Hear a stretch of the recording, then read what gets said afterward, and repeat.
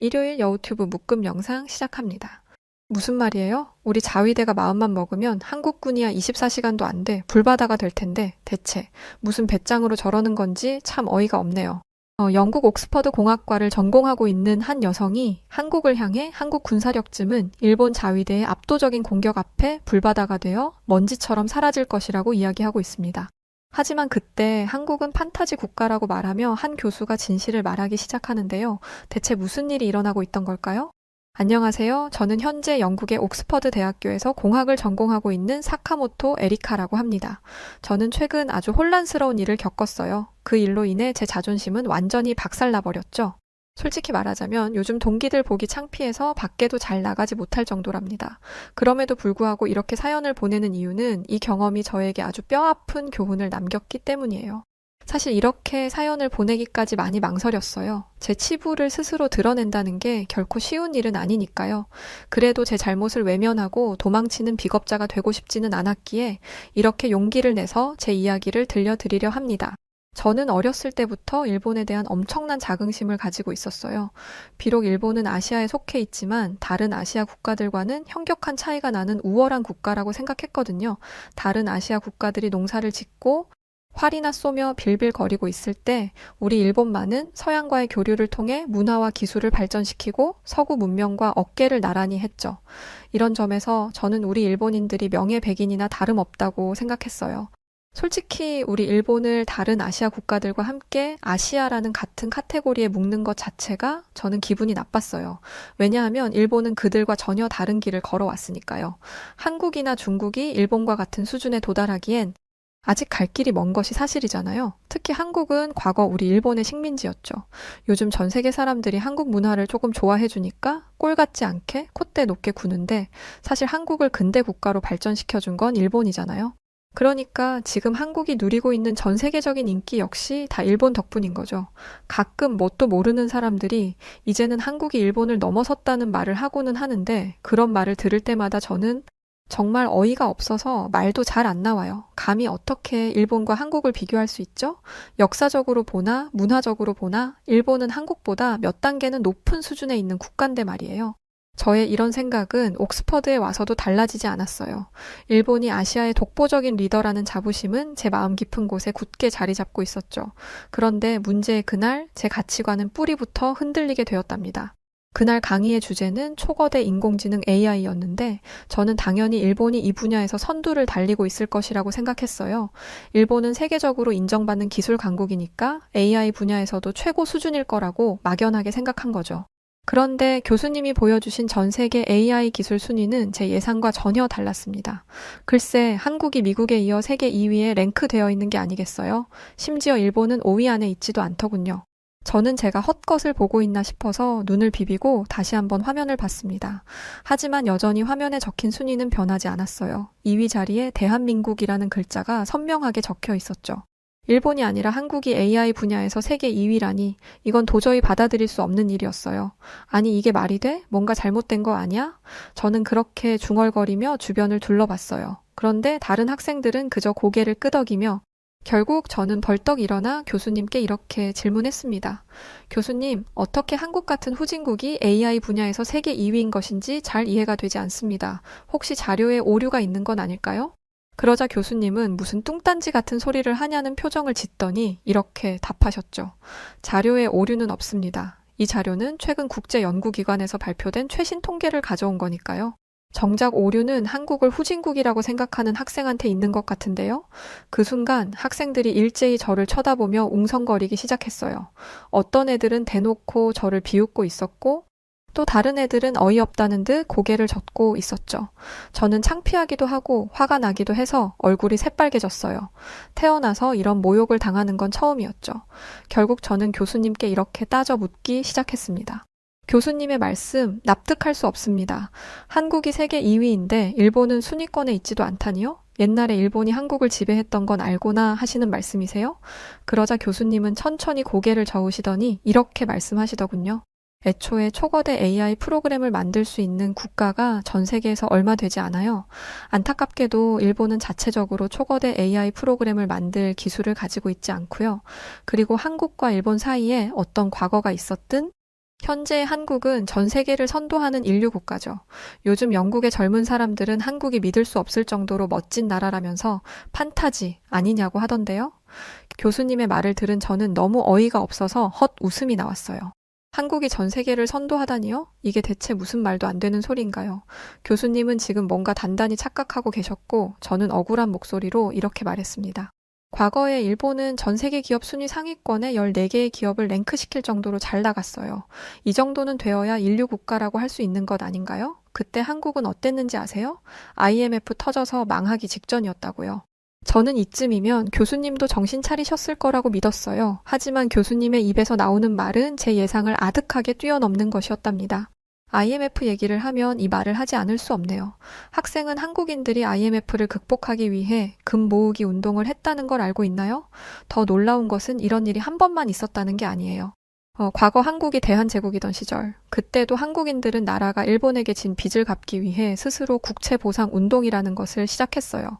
당시 천민 계급조차 기부를 했을 정도였고, 세계 어느 국가도 못할 일을 한국은 한 거예요, 학생. 그러면서 교수님은 한국인들의 인성이 아주 훌륭하다며 입에 침이 마르도록 칭찬을 늘어놓았죠.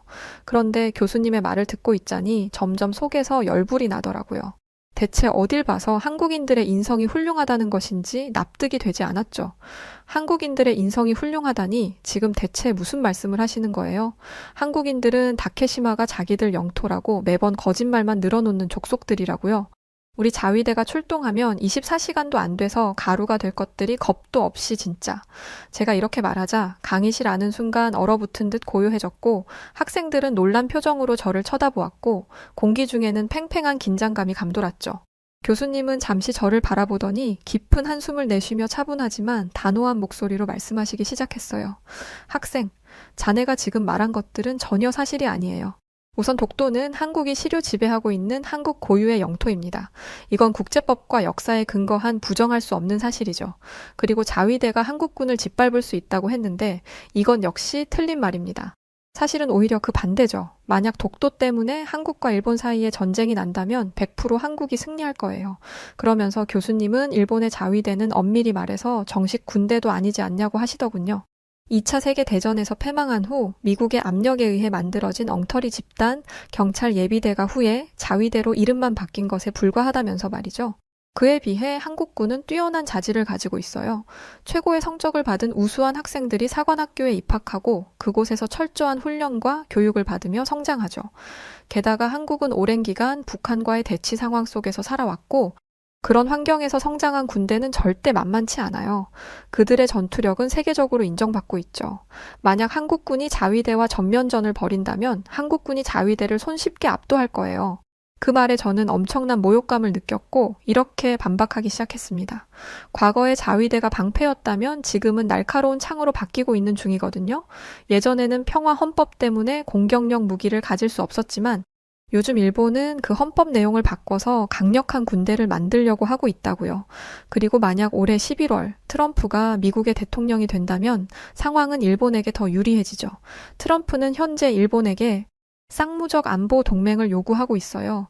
만약 일본이 위험에 처하면 미군이 도와주고 반대로 미국이 위험에 처하면 자위대가 도와준다는 게 그 내용인데 미국의 군사적 지원을 해주려면 어떻게 해야겠어요? 강력한 군사력을 가져야겠죠. 결국 트럼프가 대통령이 되는 순간 자위대는 한국군과도 비교도 되지 않는 강력한 군대로 탈바꿈하게 된다는 말이에요. 할 말을 마친 저는 이번에야말로 교수님이 제 입장을 이해하실 것이라 생각했어요. 하지만 교수님의 반응은 제 기대와는 정반대였죠. 자네가 말한 것들은 전부 가능성에 불과해요. 우선 일본과 미국의 쌍무적 안보 동맹에 앞서 트럼프가 일본의 방위비 증액을 요구할 텐데 안타깝게도 현재 일본의 재정 상황이 그리 여유롭지 않죠. 일본 화폐의 가치는 끝도 없이 추락하고 있고 외환 보유액 역시 역대 최저를 갱신하고 있어요. 그러면서 교수님은 충격적인 이야기를 이어가셨는데 그건 바로 일본에게는 앞으로 경제가 성장할 희망조차 없다는 것이었죠. 애초에 일본의 경제가 발전한 과정을 보면 스스로의 뛰어난 능력이나 창의적인 기술로 인해 부를 창출한 것이 아니라 냉전과 한국 전쟁으로 인해 운 좋게 급성장을 한 것이었죠. 그러니 발전에 한계가 있는 거고요. 반면에 한국은 반도체, 전자제품, AI, K 콘텐츠까지 그야말로 전 세계를 휩쓸고 있어요. 전 세계를 상대로 한국의 독창적인 기술과 문화를 수출 중인 한국은 다른 국가들과 치열하게 경쟁하며 점점 더 발전하고 성장해 나갈 거예요. 일본이 국내 시장에서 도태되는 동안 말이죠. 저는 교수님의 폭격과도 같은 말들에 정신이 다 혼미해질 지경이었어요. 하지만 교수님의 독설은 아직 끝나지 않았죠. 만약 학생의 바람대로 자위대가 강력한 군대로 거듭나는데 성공한다고 해도 여전히 자위대는 한국군의 상대가 되지 않아요. 지금부터 그 이유를 알려주죠. 우선 자위대가 보유하고 있는 무기들이 형편없기 때문입니다. 자위대는 대체로 일본이 자체 생산한 무기를 사용하는데 이 무기들은 어린애들 장난감 수준에 불과해요. 일본은 평화 헌법 때문에 타국의 무기를 수출할 수 없었고 결국 일본의 무기 회사들은 정부의 보조금이나 타먹으며 무기를 대충대충 만들었죠. 그 결과 자위대는 제대로 작동하지 않는 무기를 갖게 된 거예요. 심지어 2021년에는 일본의 최신의 초계기 P1이 첫 비행 후 착륙 중에 활주로를 벗어나는 사고도 있었어요. 교수님의 말이 계속될수록 저는 꼭 나락으로 떨어지는 기분이었어요. 제가 그토록 자부심을 가지고 있던 일본이 이런 형편없는 평가를 받다니 마음이 찢어질 것만 같았죠.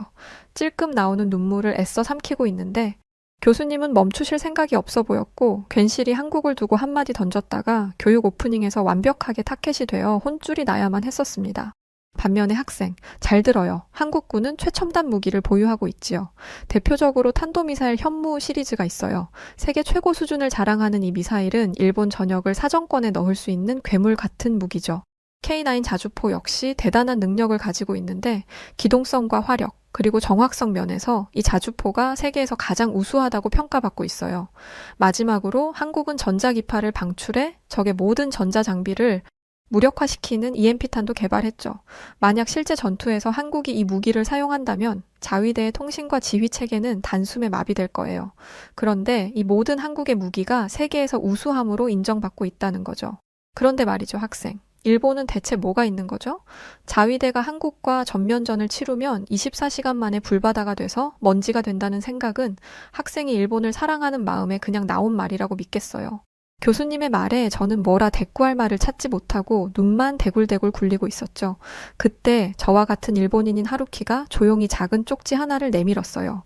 거기에는 해군이라는 단어가 쓰여 있었죠. 그러고 보니 어디선가 자위대의 해군이 한국의 해군보다 훨씬 강력하다는 말을 들은 것 같았어요. 저는 언제 기죽어 있었냐는 듯 금방 자신감을 되찾고 이렇게 말하기 시작했죠. 다른 건 몰라도 해상 자위대가 한국의 해군은 이길걸요? 일본의 해상 자위대는 아시아에서 가장 강력한 무력을 보유하고 있다고 알고 있거든요. 수십 척의 구축함과 잠수함, 거기에 이지스함까지 갖추고 있으니까 해상에서의 전투라면 한국 해군이 자위대를 당해낼 수 없을 거예요. 저는 이번에는 정말 교수님을 이긴 것 같다는 생각이 들었어요. 하지만 교수님의 표정은 여전히 차분했죠. 이윽고 교수님의 입이 열렸고 저는 다시 한번 충격에 빠지게 되었답니다. 학생, 정말 한심하군요. 해상 자위대가 강력하다는 건 어느 정도 사실이에요.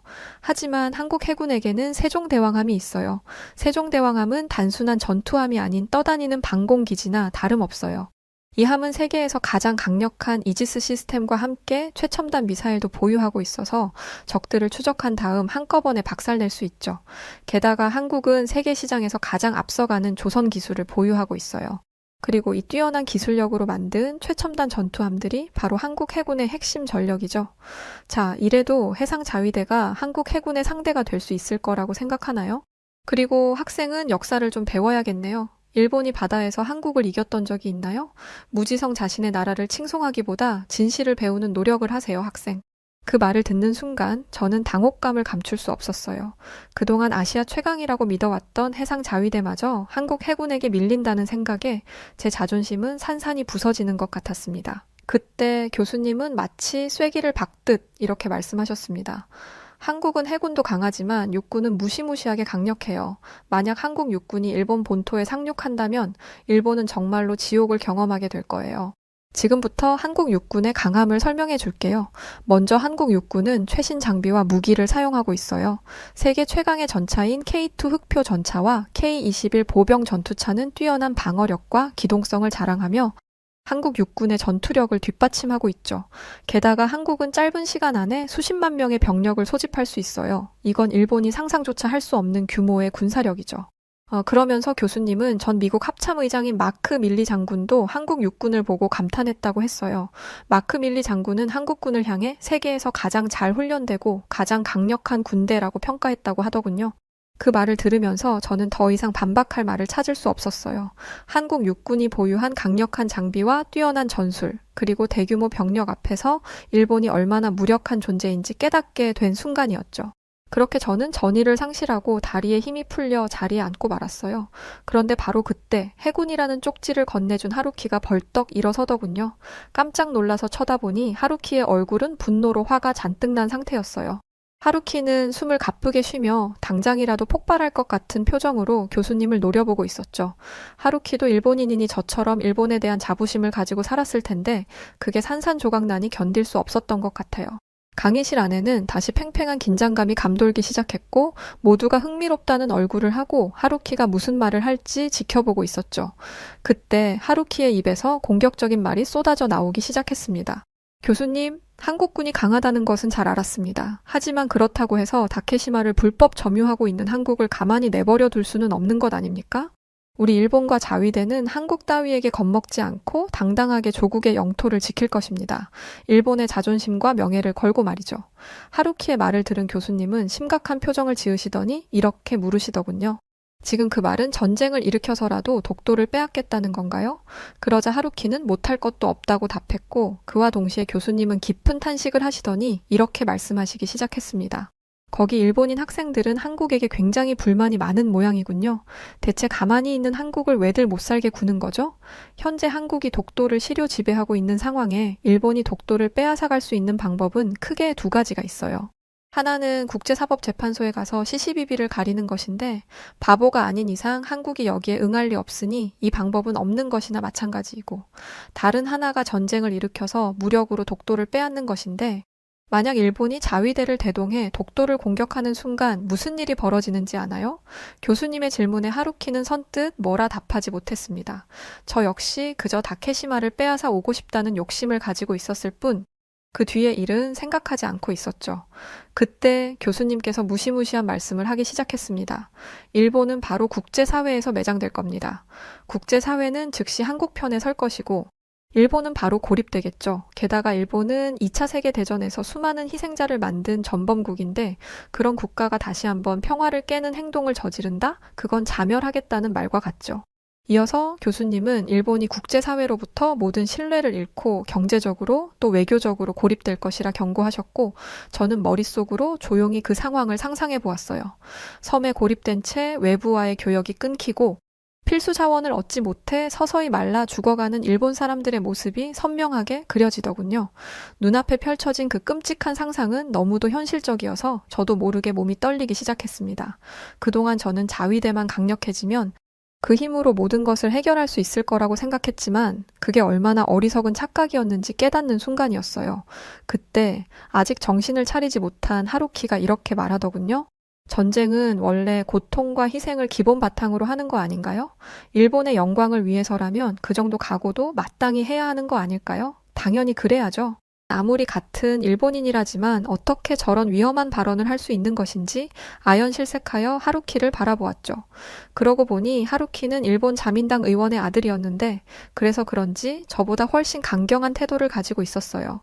하루키는 고집스러운 얼굴로 계속해서 교수님을 노려보았고 그가 쉽게 뜻을 굽힐 것 같지 않자 교수님은 어쩔 수 없다는 표정을 지으시더니 다시 입을 여셨습니다. 좋아요, 하루키 학생. 학생들과 이야기하다 보니 한국을 제가 대변하고 있었는데 혹시 여기 한국인 학생이 있다면 손 들어보세요. 그러자 앞자리 쪽에 12명의 한국인 학생들이 손을 들었습니다. 교수님은 한국인 학생들에게 지금 하루키 학생의 말에 대변할 수 있는 학생이 있다면 마이크를 잡고 이야기해 보실래요? 라고 이야기했고 그 중에 김희정이라는 여학생이 손을 들고는 마이크를 잡더니 이렇게 말했습니다. 자꾸 독도 이야기하는데 하루키 씨 독도가 어디에 있습니까? 아시나요? 답변해보세요. 하루키는 김희정 학생의 말에 당황한 듯 보였어요. 사실 우리 일본인들은 다케시마가 일본 영토라는 것만 배웠고 익숙했지 다케시마가 어디에 있는 건지는 잘 몰랐거든요. 하루키는 답변을 하지 못하고 그냥 서 있었죠. 그러자 한국인 학생은 말을 이어가기 시작했었어요. 독도가 어디 붙어 있는지도 모르면서 무지성으로 자기들 거라고 말하는 게 참 웃기네요. 그리고 독도에서 한국과 일본 간의 전쟁이 일어난다? 볼까요? 만약 전쟁이 발생한다면 우선 병력을 소집하겠죠? 그런데 일본의 자위대는 진짜 군대가 아니기 때문에 전쟁 초기부터 우왕좌왕하며 혼란에 빠질 가능성이 큽니다. 전쟁에서는 초반 기선제압이 중요한데 이런 상황은 절대적으로 불리하다고 할 수 있죠. 게다가 자위대는 징집병이 아니라 자원한 직업군인들로 구성되어 있기 때문에 대규모 병력 소집이 어려워요. 반면에 한국군은 징집제를 기반으로 한 대규모 병력과 예비군 체제를 가지고 있어 유사시 즉각 대규모 병력을 동원할 수 있죠. 이어서 마이크를 다룬 한국인 남상국이라는 학생이 건네봤더니 군대의 또 다른 강점을 설명하기 시작했습니다. 우선 여기 계신 세계 각국의 유학생분들에게 우리 대한민국과 일본의 다툼으로 교육이 시작되어 미안해요. 그러자 이 모습을 지켜보던 수백 명의 학생들은 괜찮다며 오히려 재밌게 관전하고 있다는 반응을 보였고, 남상국이라는 한국인 학생은 일본인 학생들이 앉아있던 저희 쪽을 바라보고는 말을 이어갔습니다. 한국 군대는 실전 경험이 풍부합니다. 이들은 독도에서 훈련을 주기적으로 실시하기에 독도의 지리와 지형에 익숙할 뿐만 아니라 능숙한 작전 수행이 가능합니다. 또한 한국군은 대부분 사격을 마스터했으며 실전에서 요구되는 각종 전술을 익히고 있죠. 이에 반해 일본 자위대는 이들에 비해 질적 차이가 너무 나죠. 결국 일본이 한국을 상대로 전쟁을 시작한 것은 그 자체로 엄청난 실수가 될 것입니다. 하루키는 여전히 굳은 표정으로 한국인 학생의 말을 듣고 있었지만 그의 눈빛에서는 짙은 당혹감이 엿보였습니다. 강의실안은 무거운 침묵이 감돌았고 학생들은 숨죽이며 상황의 전개를 지켜보고 있었죠. 하루키는 잠시 뭔가를 고민하는 듯 하더니 좋은 생각이 떠올랐는지 실실 웃으며 이렇게 말하더군요. 하지만 거기 한국인 학생분, 우리 일본은 세계 3위의 경제 대국인걸요? 아무리 지금 일본의 경제 상황이 어렵다고는 하지만 그래도 일본이 한국보다는 주머니 사정이 넉넉하죠. 그러니까 자금력이 뒷받침된다면 전쟁이 길어질수록 유리한 건 결국 일본 아닌가요?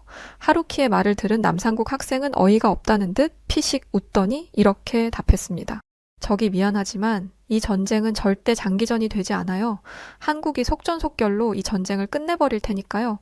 일단 전쟁이 시작되면 한국 공군은 최첨단 스텔스기인 F-35, 40대를 띄워 압도적인 물량으로 초반 우위를 점할 겁니다. 물론 일본도 F-35 전투기를 보유하고 있기는 하지만 한국이 훨씬 더 많은 수를 가지고 있고 같은 전투기라고 할지라도 한국만이 가진 첨단 전자장비와 통합 전술 시스템 덕분에 한국 공군은 일본을 압도할 것입니다.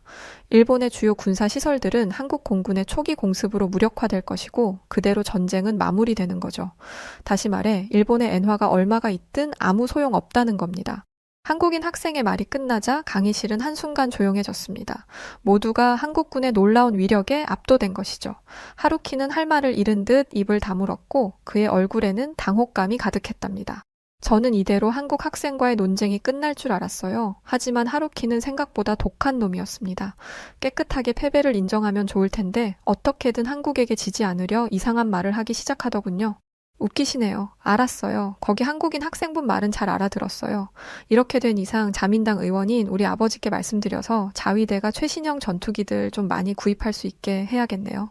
저는 하루키의 이 말을 듣고는 낯이 뜨거워서 아주 혼났답니다. 그러면서 제 자신도 돌아보았죠. 객관적인 사실을 외면한 채 일본만이 옳다고 주장하는 모습이 얼마나 추한지 그때 하루키를 향한 교수님의 마지막 참교육이 시작되더군요. 자, 이제 일단락된 것 같은데 하루키 학생, 물론 전쟁에서 우수한 첨단 무기를 많이 보유하고 있는 것은 아주 중요합니다. 하지만 그것만으로 전쟁에서 승리할 수 있는 것은 아니에요. 장비의 우수성이나 물량뿐만 아니라 그 무기들을 어떻게 전술적으로 사용하느냐까지 염두에 두어야죠. 한국인 학생에게 마이크를 건네받은 교수님의 말에 하루키는 무슨 말인지 이해가 되지 않는다는 표정을 짓더군요. 그러자 교수님께서는 조금 더 쉽게 풀어서 설명해 주시기 시작했습니다. 전쟁에서 승패를 가르는 것은 결국 군인이라는 말이에요. 아무리 첨단 무기가 많이 있어도 그 무기를 활용하는 군인의 자질이 뛰어나지 못하면 전쟁에서 결코 승리할 수 없죠. 그리고 바로 그 중요한 요인을 한국군은 가졌고 일본 자위대는 가지지 못했어요. 한국군에는 조커 역할을 하는 특전사들이 있거든요. 이들은 인간의 한계를 넘나드는 극한의 훈련을 통해 육체적으로도 정신적으로도 최상위 수준의 전투 능력을 갖추고 있죠. 한국의 해병대, UDT, 특수전투부대 등 한국의 특전사들은 적진 깊숙이 침투하여 적장을 제거하거나 주요 군사시설을 파괴하는 변칙적인 임무를 수행합니다. 이들의 작전이 성공하느냐 실패하느냐에 따라 전쟁의 승패가 갈릴 정도로 특전사들의 역할은 대단히 중요하죠. 그런데 일본 자위대에는 특전사가 없죠. 실전에서 이건 치명적인 약점으로 작용할 겁니다. 하루키는 이번에는 교수님께 반박하지 못하고 침울한 표정이 되었어요. 그도 그럴게. 무기가 부족하면 돈 주고 사면 해결이 되지만 수년에 걸쳐 키워낸 엘리트 군인은 가지고 싶다고 가질 수 있는 것이 아니니까요. 실제로 한국은 이번 파리올림픽에서 양궁, 사격 등 초점을 맞추고 정확한 관역에 명중시키는 종목을 모두 휩쓸었습니다. 한국의 DNA가 있다는 거죠. 그런데 수년을 훈련한 특전사라 말 다 한 거죠. 결국 하루키는 자신의 패배를 인정할 수밖에 없었어요. 그날 오후 강의가 끝나자마자 하루키는 서둘러 짐을 챙겨 강의실을 빠져나가 버렸고 저는 도망치듯 강의실을 떠나는 그의 뒷모습을 보며 복잡한 기분이 들었습니다. 사실 저 역시 마음이 편하지만은 않았어요. 언제나 자랑스럽기만 했던 내 나라가 사실은 그렇게 대단치 않았다는 것을 알게 되었는데 어떻게 괜찮을 수 있겠어요. 엄청 충격적이고 당황스러웠죠. 자존심이 상해서 마음이 무겁기도 했어요. 그런데 한편으로는 뭔가 알을 깨고 나온 듯 상쾌한 기분도 들었어요. 진짜 세상을 알게 된 기분이랄까요? 지금까지는 아주 좁은 세상에서 제가 믿고 싶은 것만 믿으며 살아왔었는데 오늘에 와서야 교수님 덕분에 세상을 더 올바른 시각으로 보게 된 것 같아요. 이제는 더 객관적이고 냉철하게 세상을 바라보려고 합니다. 어쩌면 이 깨달음이 옥스퍼드에서 얻어가는 가장 큰 수확이 될지도 모르겠네요. 이제 이 긴 글을 마무리하며 여러분께 한 가지 부탁을 드리고 싶은데요. 생각해보니까 저는 이제까지 살면서 한국인 친구를 사귀어 본 적이 없더라고요. 물론 여러분께서 보시기에 못나고 부족하게 느껴지시겠지만 그래도 괜찮으시다면 저와 친구가 되어주지 않으실래요? 위기가 닥치면 더 단단해지고 식민지 시절과 전쟁의 폐허를 넘어 첨단 기술의 선두주자로 우뚝 서고 문화로 전 세계의 사랑을 받는 대단한 한국인들을 조금 더 가까이서 알아가고 싶어요. 솔직히 사연을 보내야 하나 말아야 하나 고민을 엄청 많이 했는데 해외 사람들도 많이 보고 한국인 분들도 많이 본다는 이야기를 듣게 되어서 용기 내어 이렇게 사연을 보냈습니다. 그리고 가만히 있는 한국을 자꾸 들먹여 죄송합니다. 세계 군사력 최강이라고 불리는 미국에서 한국에게 무기 좀 빌려달라고 손을 벌리고 있는 상황에 대해서 아시나요? 또한 한국은 그 많은 무기를 아무렇지 않게 빌려줄 수 있는 여유를 가지고 있다는데 매년 1,000조나 되는 돈을 쏟아붓고 있는 미국이 세계에서 유일하게 한국에서 도움을 요청하고 있는 이 모든 상황들, 과연 워싱턴 DC 조지타운 외교대학원에서 무슨 일이 벌어지고 있던 걸까요? 안녕하세요. 저는 미국 워싱턴 DC에 위치한 조지타운 대학의 외교대학원에 재학 중인 제이슨 핸더슨이라고 합니다. 저는 대학원에서 국제관계학을 전공하고 있는데요. 복수 전공으로 정치학을 선택할 만큼 이쪽에 관심이 많습니다. 애초에 조지타운 대학교를 목표로 공부한 이유가 이 대학이 국제관계, 외교, 안보 연구 분야에서 세계적인 명성을 가지고 있기 때문이기도 하죠.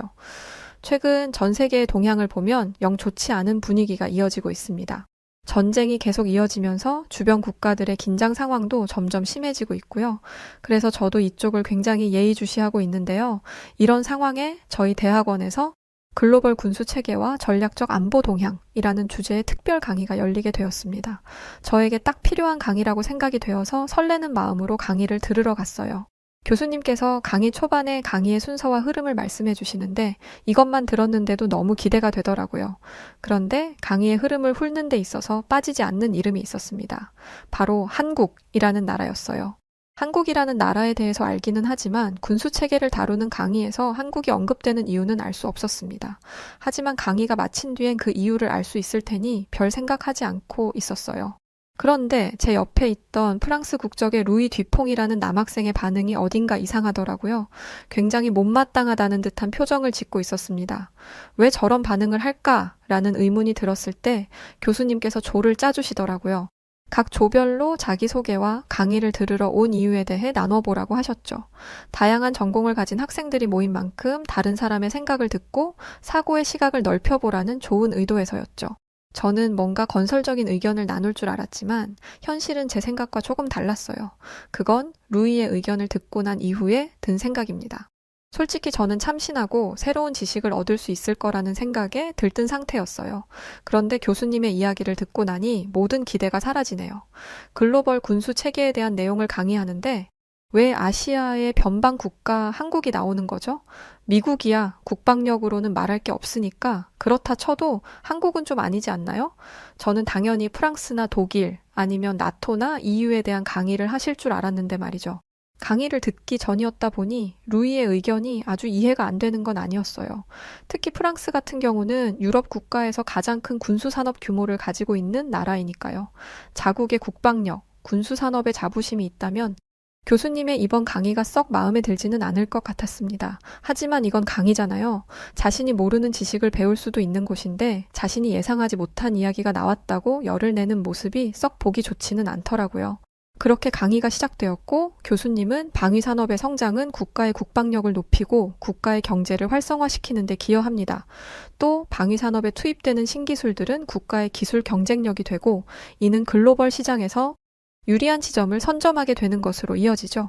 이처럼 방위산업은 국가적으로 보았을 때 매우 중요한 부분이며 국방력을 측정함에 있어서 방위산업은 중요한 지표가 됩니다. 이라는 말로 강의를 시작하셨습니다. 맞는 말이지 라고 생각하며 고개를 끄덕이고 있는데 교수님이 이런 말씀을 하셨어요. 저는 이 모든 지식을 여러분에게 전달할 수 있는 가장 효과적인 수단으로 아시아의 작지만 큰 나라, 한국을 소개하려고 합니다. 순간 제 옆자리에서 마치 불이 붙은 것과 같은 열기가 느껴졌어요. 옆을 슬쩍 보니 루이는 눈을 부릅뜨고 교수님을 쳐다보고 있었습니다. 눈이 얼마나 이글이글거리는지 자칫 잘못하다가는 눈이 마주칠 것 같아서 눈을 피하고 말았어요. 정말 눈치가 보이더라고요.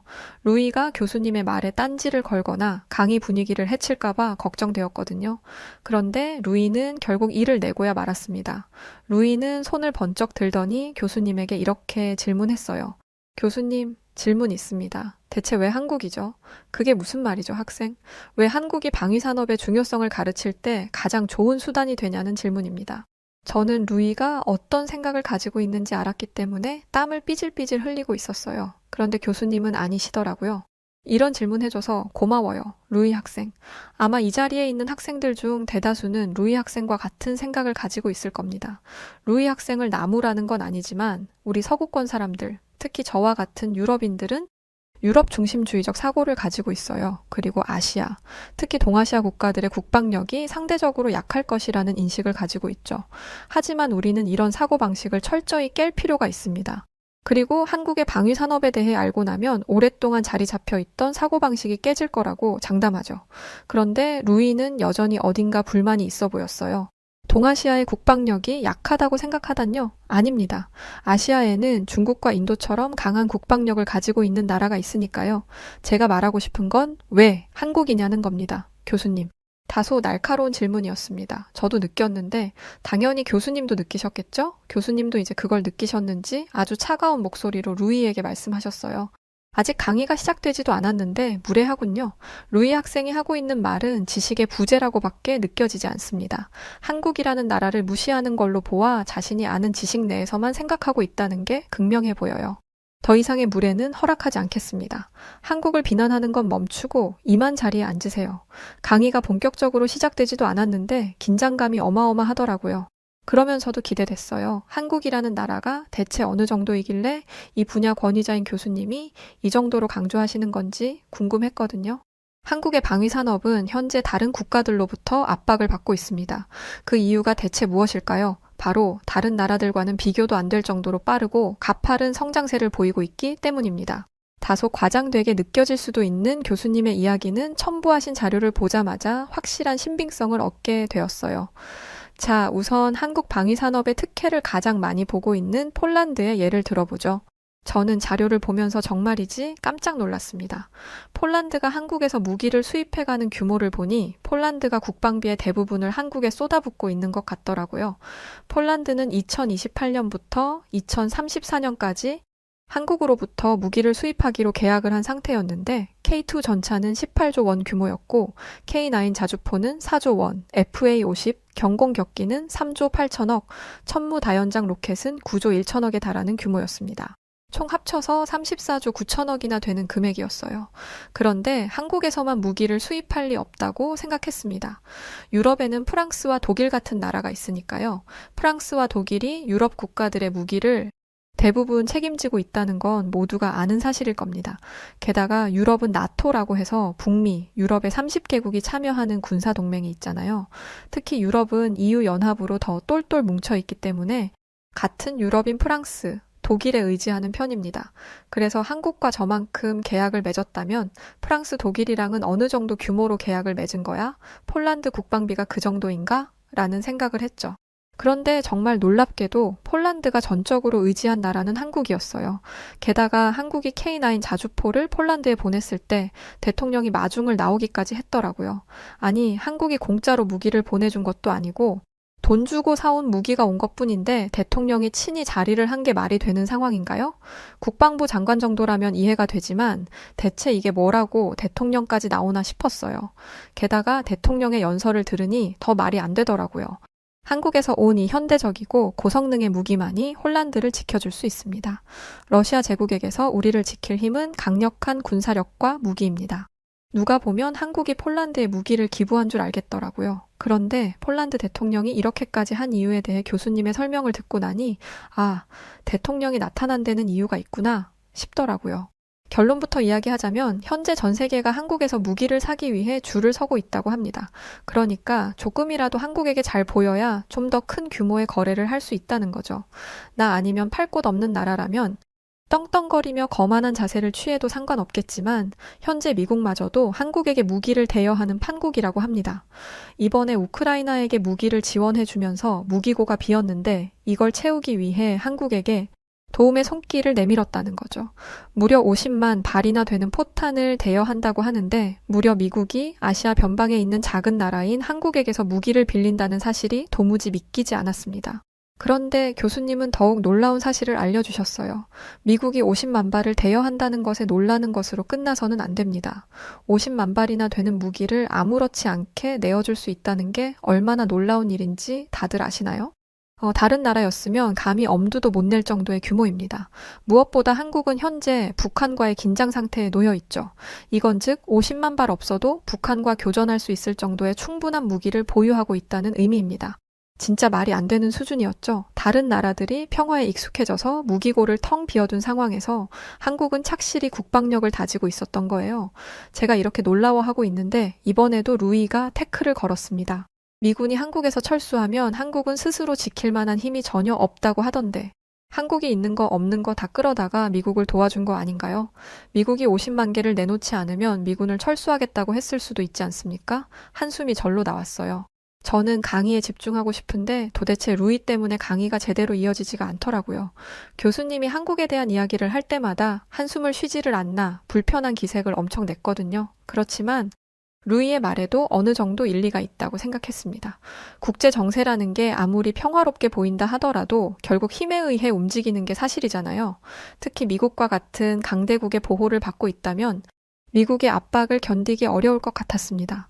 무엇보다 미국이 50만 발 내놓아서 무기고가 텅 비어도 괜찮아. 어차피 우리가 너희를 지켜주잖아? 라는 식으로 나오면 한국이 뭐 어찌할 도리가 있었겠어요? 그러나 저의 이 생각은 매우 아니라고도 어찌 보면 멍청하기까지 한 생각이었습니다.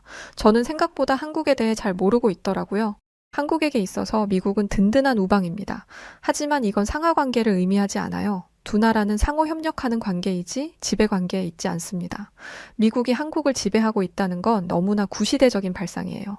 한국은 결코 이전과 같지 않습니다.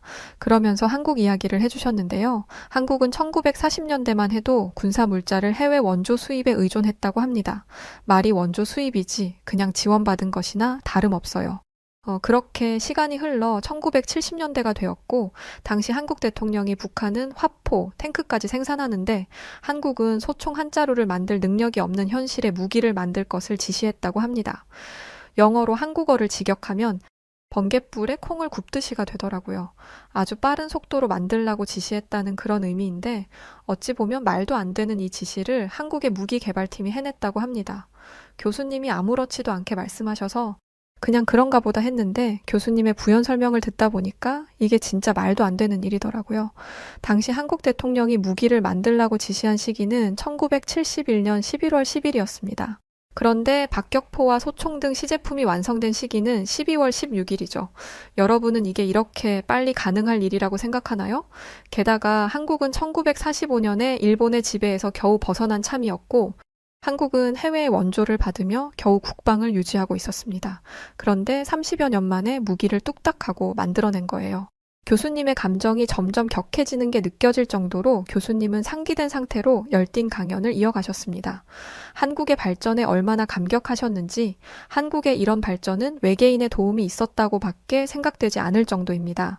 외계인은 미국이 아니라 한국에 있을지도 모른다는 거죠. 라는 말까지 하실 정도였어요. 그런데 또 루이가 태클을 걸고 나섰습니다. 교수님, 무슨 그런 유치한 말을 하십니까? 외계인이라뇨? 그게 지금 조지타운 대학에서 하실 말씀이라고 생각하세요? 그리고 그게 뭐 그리 대단한 일이라고 그러시는 거죠? 이미 서방 국가는 미사일, 전투기는 뚝딱하고 만들 정도였습니다. 게다가 미국은 이미 핵무기를 보유하고 있었고 1945년에는 핵으로 2차 세계대전을 끝내기도 했고요. 아, 한국이 1945년에 일본에게서 벗어났다고 하셨죠? 한국은 미국의 공격이 없었더라면 여전히 일본의 지배 아래에 있었겠네요. 일본에게 흡수됐을 수도 있고요. 한국은 미국이 아니면 살아남을 수가 없는 나라인가 보죠? 이쯤 되니까 저도 짜증이 나더라고요. 솔직히 교수님 말에는 틀린 게 하나도 없었습니다. 한국에게 별 기대 안 했던 저조차도 강의를 듣다 보니 한국의 기술력과 발전 속도에 감탄할 정도였으니까요. 그리고 한국과 미국의 관계에 대해서는 미국인인 저도 언급을 안 하는데 왜 프랑스인인 본인이 나서서 저딴 소리를 하는지 이해가 안 되더라고요. 글로벌 군수 체계에 관해 논하는 자리에서 프랑스가 언급되지 않았다고 저러는 건 그냥 심술 부리는 꼴밖에 안 되잖아요. 대체 한국에 무슨 억하심정이 있어서 그러는 건지. 아무래도 지난 파리올림픽 때 프랑스가 아닌 한국이 유독 인기를 끌고 한국 올림픽이라는 소리를 듣게 돼서 괜히 심술이 난 건지 여하튼 이건 교수님에 대한 무례이기도 하고 열성적으로 강의를 듣는 학생들의 수업도 방해하는 행동이기에 더 이상 참을 수가 없었습니다. 저는 같은 학생으로서 루이에게 나지막이 경고했어요. 아, 루이 씨는 지금 교수님이 편파적으로 강의를 하고 있다고 생각하는 것 같네요. 맞나요? 그러자 루이는 격하게 고개를 끄덕이며 대답했습니다. 맞아요. 솔직히 당신도 그렇게 느끼지 않나요? 그리고 과장이 너무 섞여 있어요. 대체 저걸 누가 믿는다는 건지 처음으로 이 대학에 온 걸 후회하게 되네요. 저에게 루이의 모습은 마치 이렇게 느껴졌습니다. 루이 씨의 지금 모습은 공부도 잘하고 운동도 잘하고 성격도 좋은 친구를 질투하는 초등학생 정도로밖에 안 보여요. 교수님이 아무리 객관적인 증거를 들이밀어도 눈 하나 깜짝 안 하던 사람이 이런 얘기에는 반응을 하더라고요. 자신이 이 세상에서 가장 옳은 말을 하는 것처럼 굴던 사람의 얼굴이 시뻘개지더니 저를 무섭도록 노려보고 있었습니다. 그런데 무섭지도 않았어요. 키만 컸지 말라서 힘 하나 못 쓸 것처럼 보였거든요. 그에 반해 저는 덩치도 크고 누가 봐도 힘 좀 꽤나 쓰게 생겼다 싶습니다. 프랑스가 유럽에서 힘 좀 쓴다는 건 저도 알고 있습니다. 저도 아는데 교수님이 모르시겠어요. 그런데 인정할 건 인정해야죠. 폴란드가 바로 옆에 있는 프랑스산을 안 쓰고 한국 거를 쓰는 데는 이유가 있겠죠. 증거가 저렇게 명확하잖아요. 배울 게 있으면 배울 생각을 해야지 이렇게 깎아내리기만 한다고 해서 되겠습니까? 제가 이렇게 말하자 옆에 있는 학생도 기다렸다는 듯이 하고 싶었던 말을 꺼내더라고요. 동의합니다. 최근 뉴스에서 프랑스 대통령이 대놓고 한국을 저격하는 발언을 했다는 걸 들었어요. 한국 무기를 구매한 폴란드를 배신자처럼 생각하는 것 같더라고요.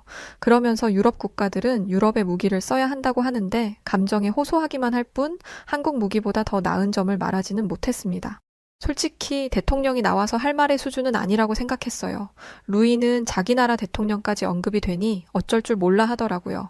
아마 이 학생의 말에 자신도 동의한 거겠죠? 당황해서 동공이 떨리는 게 제 눈에 보일 정도였습니다.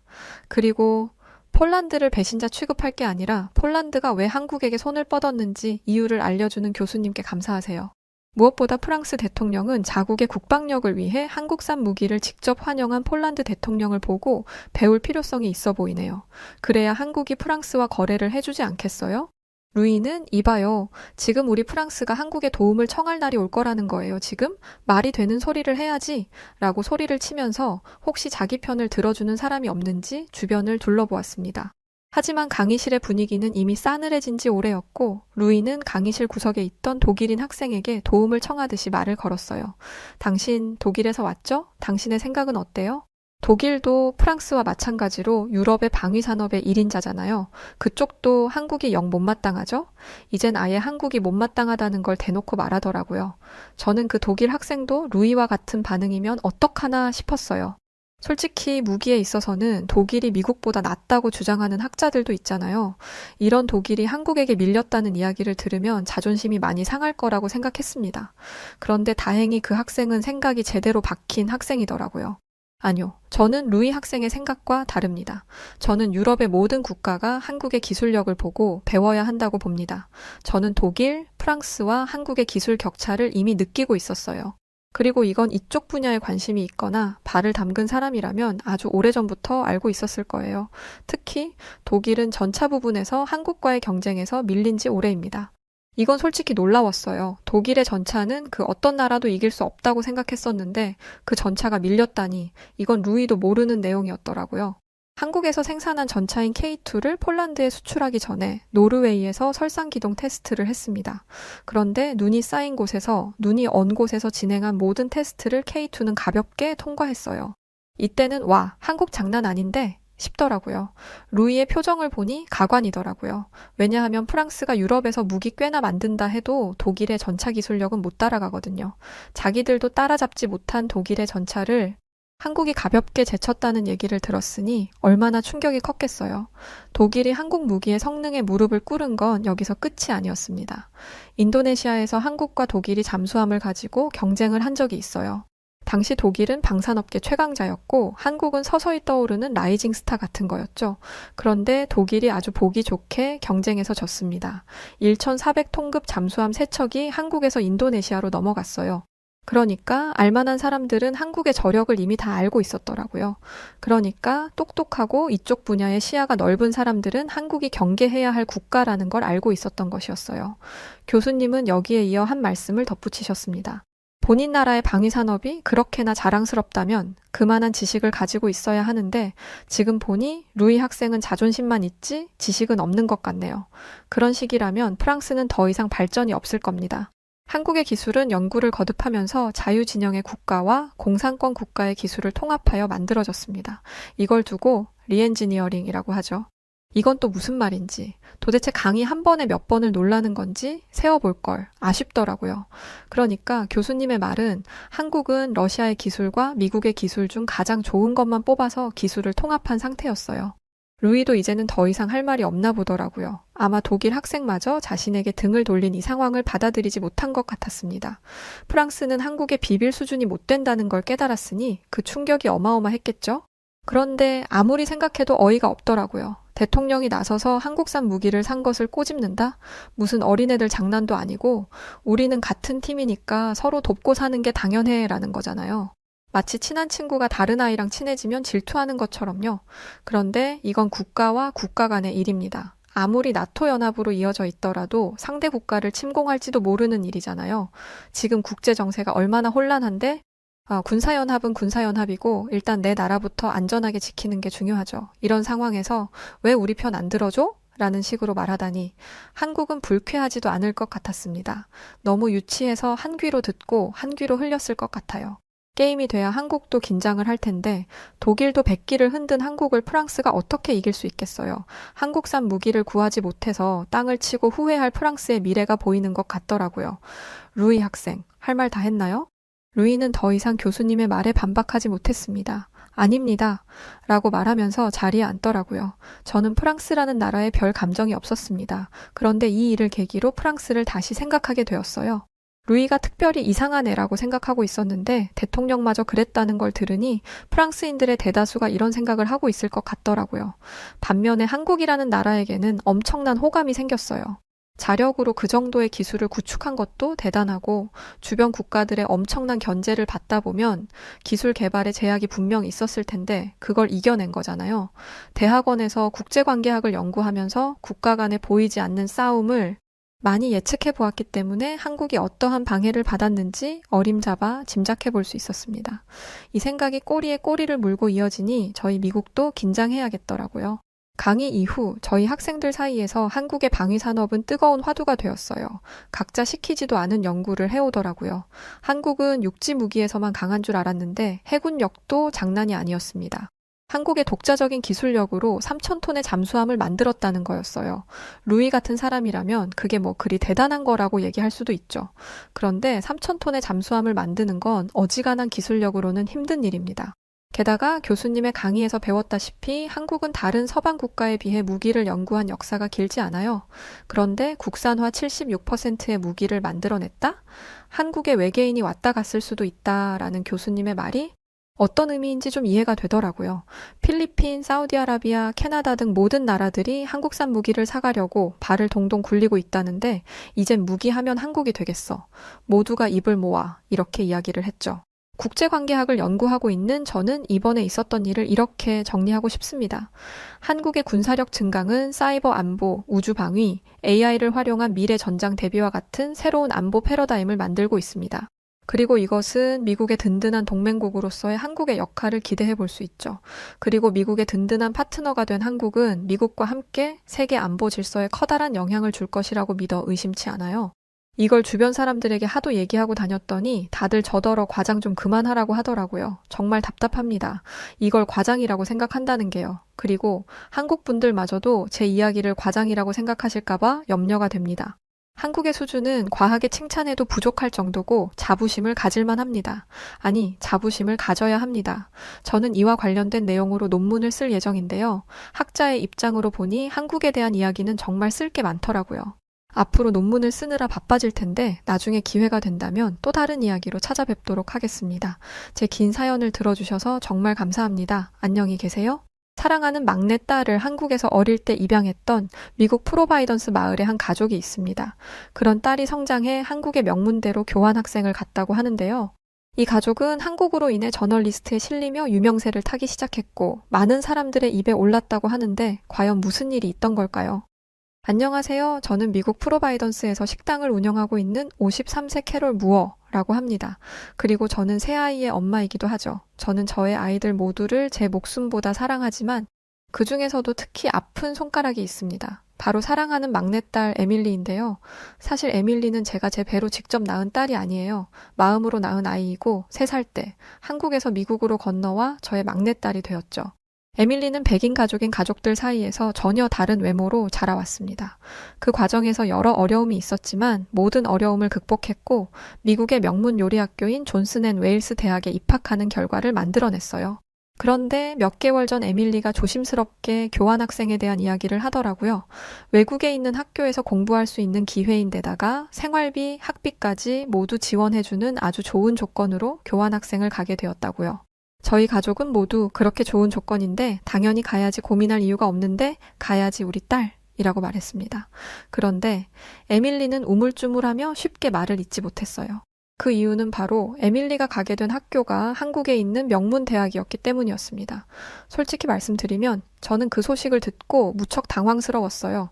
저는 에밀리를 버린 한국이라는 나라를 좋게 생각하지 않았거든요. 그래서 에밀리가 한국에 가겠다고 했을 때 조심스럽게 물었습니다. 왜 하필 한국이니? 다른 나라는 없었어? 라고 물었습니다. 아무리 명문대라고 하더라도 혹여나 에밀리가 그곳에 가서 상처를 받지 않을지 걱정되었어요. 에밀리의 어린 시절 이야기입니다. 우리 가족이 이런 반응을 보였던 데는 분명한 이유가 있었어요. 그때의 이야기로 잠시 들어가 보면 에밀리는 남들과 다르게 생겼다는 이유로 이방인 취급을 당하며 미국에서 힘든 어린 시절을 보냈었습니다. 그런데 이건 한국에서도 마찬가지일 것 같았어요. 얼굴은 한국인인데 속은 완전히 외국인이니까요. 물론 해외 입양이라는 게 희귀한 일은 아니에요. 많은 사람들이 해외에서 아이들을 입양해 오죠.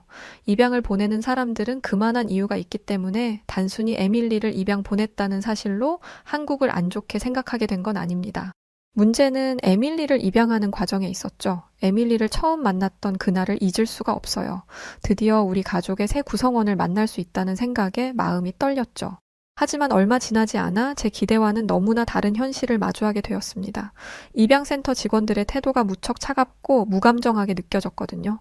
그들은 에밀리를 저에게 넘겨주고는 여기 서류에 서명하시면 절차 완료입니다. 라고 말하는 그 목소리와 분위기, 말투 모두가 말이죠. 관계자들은 저희가 에밀리를 안고 나오는 순간까지 안쓰러움을 내비치지도 에밀리에게 어떤 축복도 빌어주지 않았습니다. 그래도 우리 딸을 3살이 될 때까지 돌봐준 사람들일 텐데 어쩜 이렇게 냉정할 수 있는지, 에밀리의 지난 3년은 어땠을까, 과연 따뜻한 사랑을 받으며 자랐을까 하는 의문이 들 정도였어요. 물론 지금은 왜 그때 센터 직원분들이 에밀리에게도 저희에게도 묵뚝뚝하고 차갑게 했는지 압니다. 에밀리가 한국에 교환학생을 간다고 했을 때는 몰랐지만 시간이 한참 흐른 지금은 그 이유를 알고 있거든요. 한국의 그 센터 직원분들은 떠나는 에밀리를 위해서 일부러 차갑게 했던 것이었죠. 저희에게도 말이에요. 최근에 우연히 옛 센터분과 통화를 했던 적이 있는데 수십 년이 지난 지금까지도 에밀리를 기억하고 있었어요. 그러면서 그때 에밀리를 안고 저희가 떠나고 난 뒤에 센터 직원분들은 한참을 울었다고 해요. 에밀리가 좋은 부모님을 새로 만나 행복하게 살게 해달라고 매일같이 기도했다고도 하셨죠. 여하튼 당시에는 그런 마음을 모르다 보니 한국을 오해한 채 오랜 시간을 살아왔습니다. 에밀리는 금발의 푸른 눈인 우리 가족과는 너무나 다른 외모였기 때문에 저희는 에밀리가 입양됐다는 사실을 숨기지 않았어요. 학교에 가기 전부터 에밀리는 자신이 입양됐다는 걸 알고 있었죠. 하지만 에밀리는 언제나 사랑받는 막내였어요. 에밀리도 그걸 알고 있었기에 자신이 입양되었다는 것을 부끄럽게 여기지 않았습니다. 하지만 학교에 가면서부터 상황이 달라졌어요. 에밀리가 학교에서 겪은 일들은 주로 선생님을 통해 전해 들었습니다. 선생님께 전화가 올 때마다 불안할 정도였죠. 선생님께서 말씀해 주신 바로는 아이들이 에밀리, 넌 어디서 왔어? 라고 물었을 때 에밀리가 프로비던스에서 왔어 라고 대답하면 아이들은 아니, 네가 온 나라 말이야 라고 되묻곤 했다고 합니다. 우리 에밀리는 미국 국적을 가진 미국 시민인데 말이에요. 그 애들은 에밀리의 까만 머리와 짙은 눈동자를 보고 미국인이 아니라고 단정지었던 거죠. 더 끔찍한 말들도 있었어요. 내 눈은 왜 그렇게 생겼어? 눈동자가 까매. 꼭 죽은 사람 눈 같아. 넌 왜 쌍꺼풀이 없는 거야? 쌍꺼풀이 없으면 열등한 유전자래. 아시아인들은 다 열등한가 봐. 내 언니 오빠는 엄마 아빠랑 많이 닮았던데 넌 하나도 안 닮았잖아. 솔직히 말해봐. 집에서 소외감 느끼지? 우리 에밀리는 엄마가 상처받을까봐 이런 일을 당한다고 말하지도 못하고 홀로 끙끙 앓았을 에밀리를 생각하면 지금도 가슴이 찢어질 듯 아픕니다. 한 번은 에밀리의 팔에 손톱 자국이 나 있고 피가 송골송골 맺혀 있더라고요. 저는 학교 아이들이 언어로 괴롭히는 것 이상의 짓을 한 줄 알고 정말 많이 놀랐습니다. 그런데 그건 에밀리가 자신의 피부를 하얗게 만들려고 몸을 미친 듯이 긁어낸 결과였어요. 에밀리는 울면서 말했습니다. 엄마, 나도 우리 가족들처럼 피부가 희면 좋겠어. 나는 왜 언니, 오빠, 엄마, 아빠와 다른 거야? 이럴 때면 저는 내가 에밀리를 괜히 미국으로 데려온 게 아닐까? 그냥 한국에서 다른 부모에게 입양되도록 하는 게 낫지 않았을까? 라는 죄책감 같은 어린 생각을 하기도 했습니다. 그러나 놀랍게도 에밀리는 이런 차별에도 불구하고 한국을 미워하지 않았어요.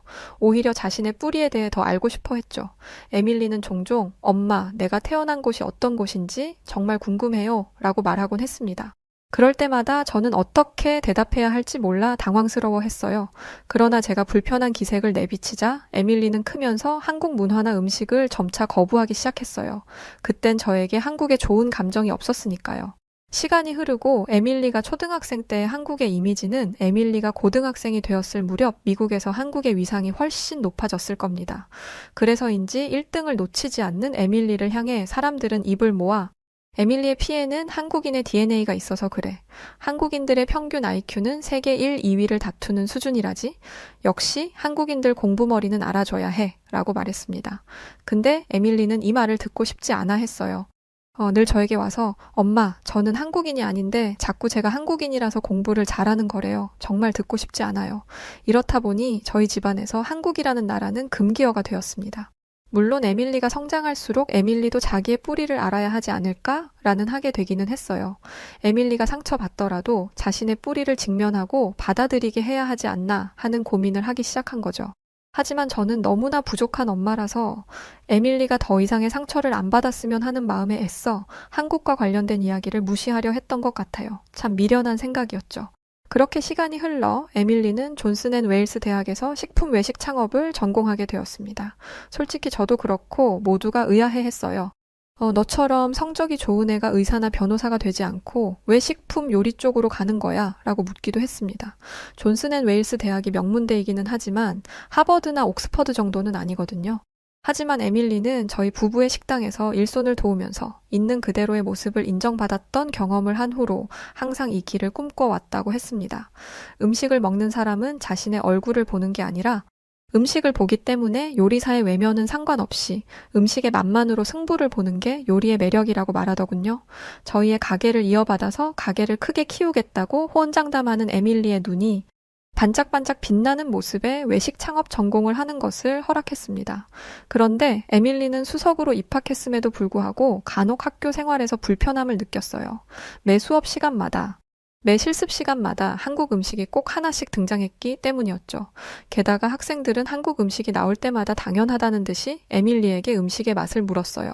한국인 입장에서는 맛이 어때? 라고요. 에밀리가 나는 미국인이다 라고 말해도 소용없었습니다. 이런 상황에서 한 번은 어떤 일이 있었냐면 저희 지역에서 세계 음식 문화와 현대 요리의 융합이라는 이름의 심포지엄이 열린다는 소식을 들었습니다. 최근 식당의 매출이 계속 떨어지고 있었는데 이번 심포지엄에서 새로운 메뉴 개발에 대한 아이디어를 얻을 수 있겠더라고요. 그런데 마침 저희 에밀리도 학생 대표로 심포지엄의 한 세션에 참가하게 되었습니다. 심포지엄도 참석하고 우리 딸의 멋진 모습도 볼 수 있을 거란 생각에 매우 설레었죠. 에밀리는 심포지엄에서 무작위로 국가를 뽑아 그 나라의 요리 문화에 대해 발표를 하게 되었는데요. 심포지엄 시작 직전 제비 뽑기를 하고 심포지엄이 시작하면 바로 발표를 하는 순서였습니다. 발표를 준비할 시간 그런 건 없었어요. 길어봤자 30분 정도였죠. 그러나 이게 문제가 되지는 않았습니다. 심포지엄에서 발표 대상으로 선택한 나라들은 요리하는 사람이라면 누구나 아는 알아야 하는 국가로 이루어져 있으니까요. 사전 지식만 충분하다면 바로 발표할 수 있는 수준이죠. 게다가 심포지엄에 참여한 학생들은 다들 수재들이잖아요. 그런데 대체 이게 무슨 인연인지 우리 딸 에밀리는 어린 시절부터 그렇게 벗어나려고 했던 한국이 자꾸만 끈처럼 붙더라고요. 네, 에밀리는 한국을 제비뽑기로 뽑았어요. 게다가 첫 번째 순서였죠. 에밀리는 한국을 의도적으로 피해왔기 때문에 한국에 대해 잘 알지 못했어요. 결국 에밀리는 자신이 가장 잘 아는 프랑스 음식과 한국 음식을 비교하는 쪽으로 발표를 하기로 결정했습니다. 어두운 표정의 에밀리를 애써 외면하고 있는 제 아내 양심이 또다시 고개를 들더라고요. 내가 과거의 기억에 사로잡혀서 에밀리가 편파적으로 세상을 바라보게 된 건 아닐까? 내가 과거의 기억을 내려놓고 한국에 대해 좀 더 열린 교육을 했다면 에밀리가 지금 저렇게 불안해하지 않을 수 있지 않았을까? 와 같은 생각 때문에 괴로웠죠. 발표 순서가 되자 에밀리는 깊은 한숨을 내쉬고 단상에 올랐습니다. 에밀리는 저는 프랑스와 한국의 음식 문화를 비교해 보았습니다. 라고 말하며 발표를 시작했어요. 그러면서 프랑스 요리의 우수성을 강조했죠. 당당하게 프랑스 요리의 오랜 역사와 세계적 명성을 말하는데 단상에 올라가기 전 엄마 제가 말하는 걸 반박할 사람은 없을 거예요 라고 했던 에밀리의 말과 표정이 생각나면서 약간은 안도하는 마음이 들더라고요. 에밀리는 아주 자연스럽게 프랑스와 한국을 비교하기 시작했습니다. 프랑스 음식은 엄청난 테크닉을 필요로 합니다. 복잡하고 정교한 조리 기법을 통해 소스를 만들기도 하고 다른 나라에서는 생각하지도 못한 저온 조리법을 시도한 나라이기도 하고요. 하지만 한국 음식은 프랑스에 비해 훨씬 단순합니다. 재료를 굽거나 끓이는 것뿐이니까요. 아주 원시적인 형태의 요리 방법이라고 할 수 있습니다. 그에 반해 프랑스는 아주 다양한 재료를 사용합니다. 수백 가지의 치즈를 사용하고 와인이나 향신료 등 고급진 재료를 통해 풍부한 맛을 만들어내고요. 그에 반해 한국 음식은 매운맛, 짠맛 위주입니다. 한국 식품회사에서 만든 매운 라면이 판매 금지된 사건은 다들 아시죠? 자극적이기만 하고 맛에 대한 고집은 없는 게 제가 아는 한국 음식의 실체입니다. 저는 저의 자랑스러운 딸, 에밀리가 박수를 받을 줄 알았어요. 강사로운 교수님께도 칭찬을 받을 줄 알았죠. 그런데 교수님의 표정이 심상치 않아 보였어요. 그는 차가운 목소리로 에밀리에게 말하기 시작했습니다. 에밀리 학생이 찾아본 한국 음식의 특징은 그게 전부인가요? 인자하게만 보였던 교수님의 차가운 목소리를 들으니 엄마인 제가 다 떨리더라고요. 에밀리는 괜히 혼이 날 것 같았는지 갑자기 한국을 더 깎아내리는 발언을 하기 시작했었어요. 한국은 본인들이 착안하여 만든 음식이 없는 걸로 압니다. 교수님, 김치도 중국의 파오차이를 변형하여 만든 것이고 김밥과 같은 음식도 사실 일본의 음식에서 착안한 걸로 알아요. 요리하는 사람 입장에서 잘못되었다고 봅니다. 그런데 이 말을 꺼내자 강의실의 공기가 차가워지더니 교수님의 표정이 더 안 좋아지기 시작했습니다. 그리곤 교수님은 딸을 꾸짖듯이 말씀하셨어요. 누가 그런 소리를 하죠? 혹시 인터넷 커뮤니티 같은 걸 본 건 아니겠죠? 저는 놀랬습니다. 어딜 가든 수재 소리를 듣던 우리 딸 에밀리가 인터넷에 떠돌아다니는 내용만 가지고 이야기할 거란 생각은 전혀 못했거든요. 당연히 정확한 자료 조사를 했을 거라고 생각했기에 에밀리가 발표를 끝으로 칭찬받을 거라 생각했던 것이었습니다. 그런데 아무 말도 못하는 에밀리를 보니 정말 인터넷 커뮤니티를 참고했나 보다 싶더라고요. 대학생이. 그것도 존슨 앤 웨일스라는 명문대에 다니는 학생이 제대로 된 자료조사도 하지 못하는 실정이라니 정말 경악을 금치 못하겠네요. 대체 중국의 파워차이가 김치라는 주장은 어디서 나온 건가요?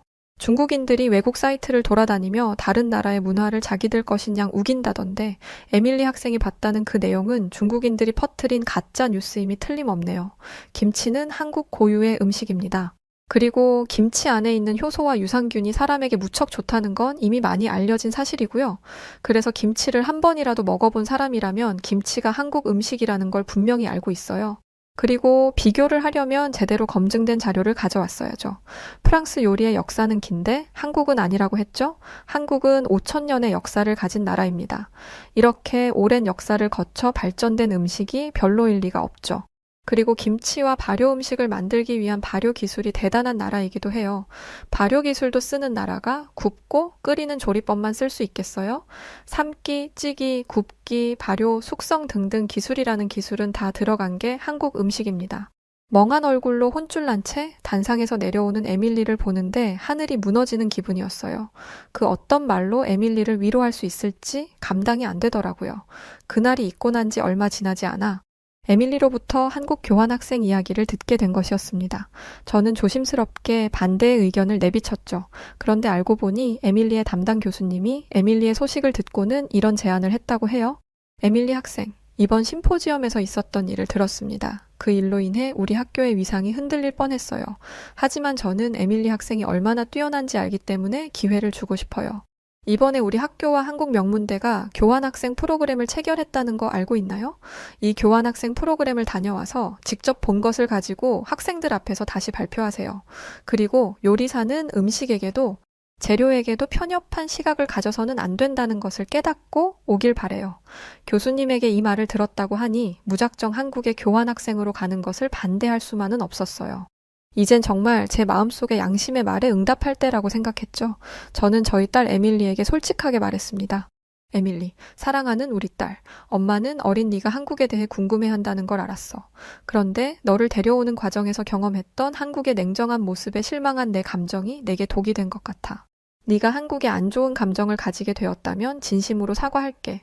부디 한국에 가면 우리 딸이 태어난 국가와 우리 딸이 가지고 있는 피의 나라인 한국의 뿌리를 경험해 보고 오렴.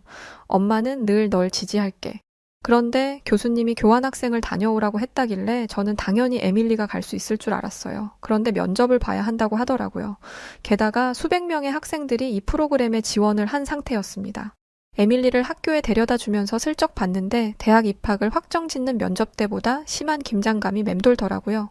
심지어 면접을 망쳤다며 우는 학생들도 있었습니다. 그만큼 한국으로 가는 교환학생 경쟁은 어마어마했죠. 저는 한국의 인기가 과거에 비해 엄청나게 높아졌다는 걸 말만 들었지 이 정도일 줄은 상상도 못했어요. 그리고 이렇게 한국에 가길 원하는 간절한 사람이 많은데 과연 에밀리가 한국에 갈 수 있을까? 라는 생각을 하게 될 정도였죠. 그런데 정말 다행히도 에밀리는 한국에 가게 되었습니다. 저는 에밀리가 됐구나, 좋은 소식이다 정도로 생각했는데 주변이 난리더라고요. 저희 집에 놀러온 에밀리의 친구는 호들갑을 떨면서 세상에 에밀리, 네가 한국에 가는구나? 가서 나 대신 꼭 한강이라는 데를 가줘. 거기서 라면도 먹고 피크닉도 한다는데 제발 그걸 나 대신 경험해줘. 에밀리, 너 한국 드라마 봐? 한국 남자 연예인들이 그렇게 잘생겼던데 너도 가서 잘해봐. 운명의 짝을 만날 수도 있잖아. 라고 하더라고요. 에밀리에게 한국에 가는 게 기대되지는 않는지 넌지시 물었는데 기대는 별로 안 되고 요리사는 모든 음식에 열려 있어야 한다는 교수님의 말에 동의하기 때문에 가는 것이라고 하더라고요. 그런데 한국에 가기 며칠 전 일이 터졌습니다. 에밀리가 계단에서 구르는 바람에 다리가 부러진 것이었어요. 비자 문제 때문에 제 날짜에 한국에 들어가야 하는 상황이었고 저는 긴급 비자를 신청하여 에밀리를 데리고 함께 한국으로 가게 되었습니다. 인천공항에 발을 딛는 순간 낯선 긴장감이 온몸을 감싸더라고요. 그동안 회피했던 나라를 제 발로 디뎠으니 그랬던 것 같았죠. 택시를 타고 서울로 향하는 길, 창밖으로 보이는 도시의 모습은 제가 상상했던 것과는 달랐습니다. 높은 빌딩들과 화려했던 조명들과 분주히 오가는 사람들의 모습이 마치 뉴욕을 보는 것 같았죠. 분명 제가 남편과 한국에 입양을 위해 방문했을 때와는 완전하게 달라져 있었어요. 고작 15년 정도 지났을 텐데 꼭 다른 나라 같은 기분이었습니다. 한국을 보던 에밀리는 이렇게 잘 사는 나라면서 왜 나를, 그것도 미국같이 먼 나라에다 버린 거야? 라고 말하며 복잡한 마음을 내비치더라고요. 보통 못 사는 개발도상국에서 해외로 입양을 많이 보내잖아요. 그래서 그런 말을 하는 에밀리에게 이야기해줬죠. 에밀리, 정말 한국이 많이 변한 것 같아. 물론 너를 처음 입양하러 왔을 때 한국도 훌륭했는데 지금은 미국보다 더 선진국 같아 보여. 저는 대학 기숙사에 에밀리의 짐을 내려다 놓고 에밀리가 앞으로 지내야 하는 동네를 살펴보기 위해 밖으로 나왔습니다. 대학가 주변은 밤늦도록 활기차더라고요. 시골 지역에서 나고 자란 제게는 익숙해지기 좀 어려운 분위기였죠. 게다가 저는 나이도 있잖아요. 그래서 왁자지껄 떠드는 소리를 피해 골목으로 들어갔습니다. 솔직히 미국이었다면 생각도 못할 행동이죠. 밤늦게 나가는 것도 그렇고 여자 혼자 골목으로 들어가는 건 더더욱 그렇고요. 그런데 정말 그때 한국을 크게 오해할 뻔했던 일을 겪었습니다. 번화가를 지나 아주 외진 골목까지 걷게 되었어요. 우리 딸이 지낼 주변을 분명 내 눈으로 다 확인하고 싶었던 엄마의 마음 때문이었을 거예요. 그런데 외진 골목에 작은 오토바이가 있었고 그 오토바이에 걸터 앉아있는 남성과 담벼락 아래 앉아있는 남성을 보게 되었었어요. 그 남성들은 입에 담배를 물고 있었고 노란 머리에 저를 위아래로 훑어보더군요. 가던 걸음을 멈추고 너무 겁이 나 다시 돌아가려는데 그 남성들이 헤이헤이 하면서 저를 부르는 소리를 들었습니다. 얼마나 무섭던지 발걸음을 재촉하며 돌아 나오려 했어요. 그때 멀리서 다른 한국인 남성 두 분이 제 앞에 걸어오는 게 보였죠. 처음에 저는 그들이 한패인 줄 알았습니다. 그런데 그 두 분은 빨간색 경광봉을 들고 저에게 다가와 괜찮으세요? 라며 영어로 묻더군요. 그리곤 가시는 길까지 함께 걸어갈게요. 저와 함께 길을 걸어준 두 남성분들은 저에게 손수건을 주시면서 식은 땀을 흘리던 제게 닦으라며 건네주기까지 했습니다. 영어를 워낙 잘하셔서 저는 감사 인사를 하며 이렇게 말했어요. 오늘 저희 딸이 한국에 교환 학생으로 왔어요. 우리 딸이 지내야 하는 곳은 어떤 곳인지 살펴보려고 나왔다가 이런 일을 겪어서 좀 겁이 나네요. 한국은 치안이 굉장히 좋은 나라로 알고 있었는데 모든 한국인 분들이 착하고 그런 건 아닌가 봐요. 라고 말하자 저를 도운 두 남자가 고개를 갸웃거리더라고요. 그러면서 깜짝 놀랄 말을 하더라고요. 저 사람들은 한국인이 아니라 조선족이에요. 조선족이라는 단어를 처음 들어봤어요. 절 도와준 남성의 이야기를 들어보니 한국에서 조선족의 문제가 꽤 심각하더라고요. 그들은 한국어를 사용하고 한국인의 외형을 하고 있지만 중국에서 교육을 받았고 중국 본토 태생이다 보니 그 속은 중국인과 다름없다고 했습니다. 과거에는 한민족이라는 이유로 조선족을 같은 한국인처럼 대했지만 불법 체류를 하거나 불법 체류를 한 사람들을 돕거나 온갖 강력 범죄의 범인으로 지목되면서 조선족에 대한 인식이 안 좋아졌다고 해요. 실제로 조선족이 저지른 범죄 이야기를 들어보니 끔찍하더라고요. 그런데 정작 조선족들은 자기들이 저지른 일들은 생각도 안 하고 한국인들이 자신들을 차별한다고 이야기한다고 합니다. 오늘 제게 한 짓이 부끄러운 행동이라는 걸 안다면 결코 그런 말은 못할 텐데 아무래도 기본적인 시민의식이 장착되어 있지 않은 것 같더라고요. 그 이후로 에밀리와 3박 4일을 함께 지내며 한국에 대해서 여러 가지 경험을 했습니다. 하지만 첫날의 조선족 사건 이후로는 모든 게 완벽했죠. 저희 딸도 생활하기 너무 좋다고 했었습니다. 그렇게 저는 에밀리를 한국에 둔 채로 다시 미국으로 돌아왔습니다. 돌아온 뒤 정말 매일같이 에밀리와 통화를 했는데 한국에 대한 에밀리의 감정은 매일매일 달라졌어요. 물론 좋은 쪽으로요. 엄마, 솔직히 누가 봐도 한국인인데 한국어도 못하고 한국 문화도 모르는 저를 이방인처럼 생각하고 배척하면 어떡하나 싶었어요. 미국에서는 늘 그랬잖아요. 근데 한국 친구들은 전혀 안 그래. 3살에 미국으로 입양을 갔다는 얘기를 친구들한테 했었는데 듣고는 네가 미국에서 자랐어도 우리는 같은 한국인이야 라고 말해줬어요. 그러면서 에밀리는 미국에 있는 언니 오빠처럼 한국에도 형제, 자매가 생긴 것 같다며 매우 기뻐했습니다. 게다가 그 친구들은 미국에서 괴롭힘을 당했다는 이야기에 진심으로 함께 가슴 아파해 주었다고 하더군요. 그러면서 에밀리를 데리고 정말 많은 것들을 경험하러 다녀주었다고 해요. 친구들과 한국 방방곡곡을 다니는 게 얼마나 즐거운지 학기를 마치고 방학이 되었는데도 안 온다길래 제가 직접 한국으로 가겠다고 하고는 한국으로 향했습니다. 도착한 한국에서 만난 우리 딸 에밀리를 마주했더니 정말 그 사이에 얼굴이 폈더라고요. 넌 엄마 생각 하나도 안 났지? 라고 물으니 에밀리는 엄마 생각이 안 나긴요. 엄마한테 꼭 경험시켜주고 싶은 게 있었어요. 라며 저를 한 식당으로 데려갔습니다. 에밀리는 김치찌개라는 것을 시켜주었는데요. 에밀리가 데려간 식당에서 김치찌개를 처음 보고 경험했을 때의 충격이 아직도 생생할 정도예요. 웬 다 찌그러진 냄비에 알 수 없는 빨간 국물이 부글부글 끓고 있는 모습은 전혀 맛있어 보이지 않았거든요. 에밀리가 저를 안심시키며 딱 한 입만 먹어보라 하더라고요. 빨간색의 약간 눅진한 국물, 그리고 그 안에 가득 담긴 김치 건더기들이 마치 지옥불에 떨어진 썩은 음식 같았습니다. 야채 수프면 야채만 있어야 하는데 에밀리가 먹어보라던 그 김치찌개는 왠지 손이 가질 않았거든요. 저는 울상을 하며 에밀리에게 에밀리, 내 마음은 알겠는데 엄마는 도저히 못 먹겠어 라고 말했습니다. 하지만 에밀리는 자신도 같은 생각이었는데 한 입만 먹으면 생각이 바뀐다며 제발 딱 한 번만 도전해보라고 하더라고요. 저는 심호흡을 하고 한 숟가락을 떠먹었습니다. 딸 소원 한 번 들어준다는 생각으로 말이죠. 그런데 정말 한 입 먹자마자 인생을 손해본 것 같더라고요. 에밀리는 거봐, 맞지? 라는 표정으로 의기양양하게 저를 바라보고 있었고 저는 김치찌개를 시작으로 계란찜, 온갖 나물 반찬까지 섭렵하며 한정식 한 상을 마음껏 즐겼습니다. 그날 이후 저는 완전히 한식에 빠져버리게 되었어요. 왜 심포지엄에 왔던 교수님이 프랑스 음식과 한국 음식을 비교했을 때 그토록 민감하게 구셨는지 이해가 되더라고요. 한식처럼 손이 많이 가고 복잡한 요리는 없을 거예요. 그리고 장류나 소스가 굉장히 다양해서 감칠맛이 대단했고요. 프랑스에도 다양한 소스와 향신료가 있지만 사실 한 가지 요리에 많은 재료가 들어가지는 않습니다. 하지만 한국 음식은 하나의 요리를 하는데 간장, 고추장, 고춧가루, 마늘 등등 수많은 재료들이 들어가고 간장마저도 종류가 다양하더라고요. 무엇보다 이렇게 많은 것들이 들어가는데 몸을 해치는 것이 하나도 없었습니다. 저는 한국에 머무는 동안 모든 한식을 먹고야 말리라는 생각으로 한식을 즐겼는데요. 시간이 지나니 미국에서 지방 가득한 음식을 먹고 사는 가족들이 떠오르면서 저는 큰 다짐을 하게 되었습니다. 바로 미국에서 운영 중인 식당에 한식을 추가하겠다는 것이었죠. 사실 이후로 에밀리가 한국에서의 교환학생 생활을 마치고 왔을 때 정말 여러 가지 레시피를 가지고 저희 식당에 도입했었어요. 실제로 미국에서 한식은 굉장히 귀한 음식입니다. 저희 집 주변에 있는 한식당만 봐도 알 수 있듯이 현재 미국은 한식 붐에 휩싸여 있었거든요. 저는 몰랐는데 한식이 이 정도로 인기를 끈 건 꽤 오래된 일이었습니다. 그런데 수요에 비해 식당의 수는 현저히 적었어요. 그 이유는 다름 아닌 한식이 너무 어려워서였습니다. 한국인이 아니면 감히 흉내조차 낼 수 없는 난이도거든요. 간장이 뭔지도 모르고 국간장과 진간장의 차이도 모르는 사람들이 어떻게 한식을 하겠어요? 외국인이 대충 흉내낸 김치찌개 드셔보신 적 있나요? 그냥 배추를 빨간 국물에 풀어놓은 수준이에요.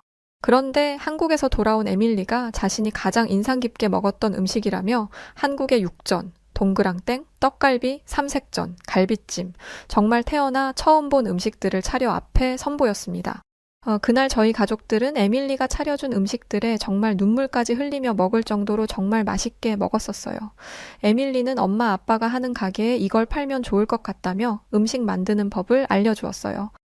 그런데 정말 기적 같은 일이 벌어졌어요. 간판도 바꾸지 못하고 가게 창문에 코리안 푸드라고 적은 종이만 붙여놨을 뿐인데 손님들이 미친 듯이 몰려오더라고요. 게다가 이건 일회성이 아니었습니다.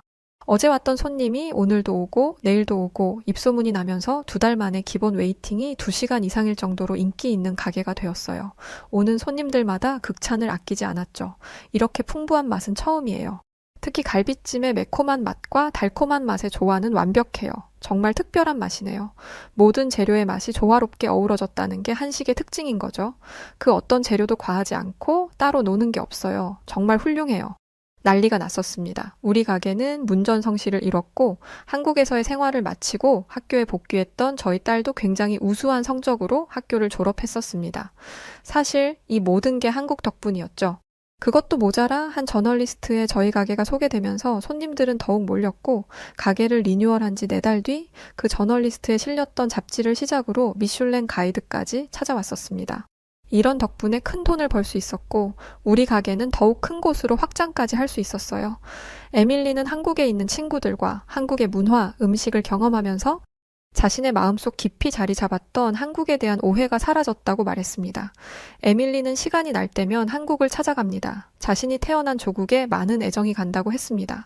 그러면서 얼마 전 자신을 입양 보냈던 기관에 스스로 찾아갔다고 해요. 에밀리가 그곳에서 냉대를 받지 않을까봐 걱정했는데 정말 놀라운 소식을 들었습니다. 에밀리를 보자마자 입양시설의 원장님이 너 수연이 아니니? 라며 에밀리의 한국 이름을 부르시더랍니다.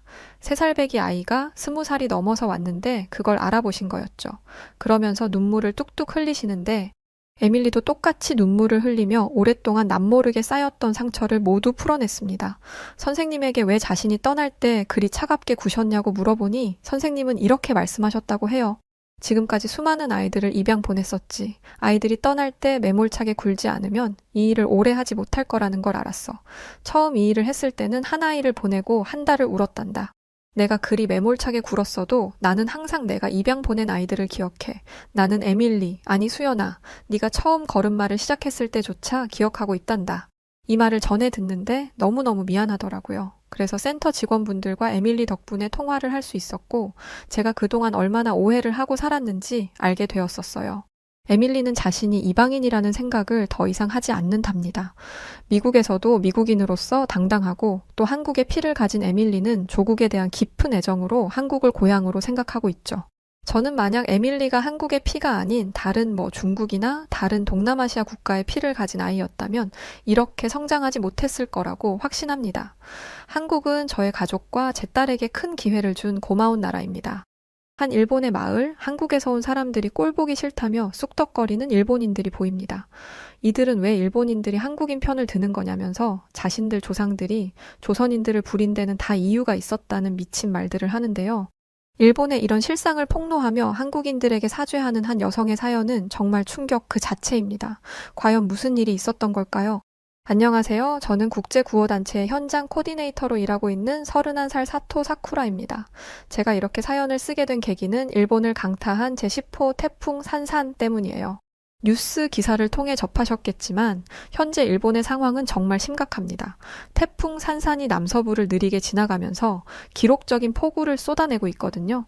기상청 발표에 따르면 오늘 오후 2시 기준으로 태풍이 야마구치현 야나이시 부근을 시속 15km로 지나고 있다고 해요.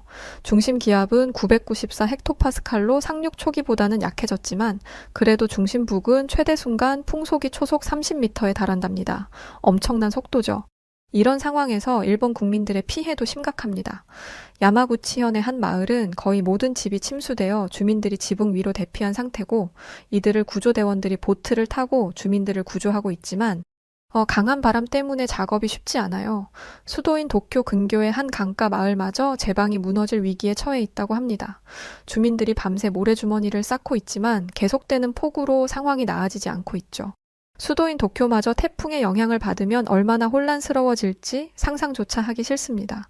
그리고 부끄럽지만 구호단체 현장 코디네이터인 저마저도 불안해하고 있어요.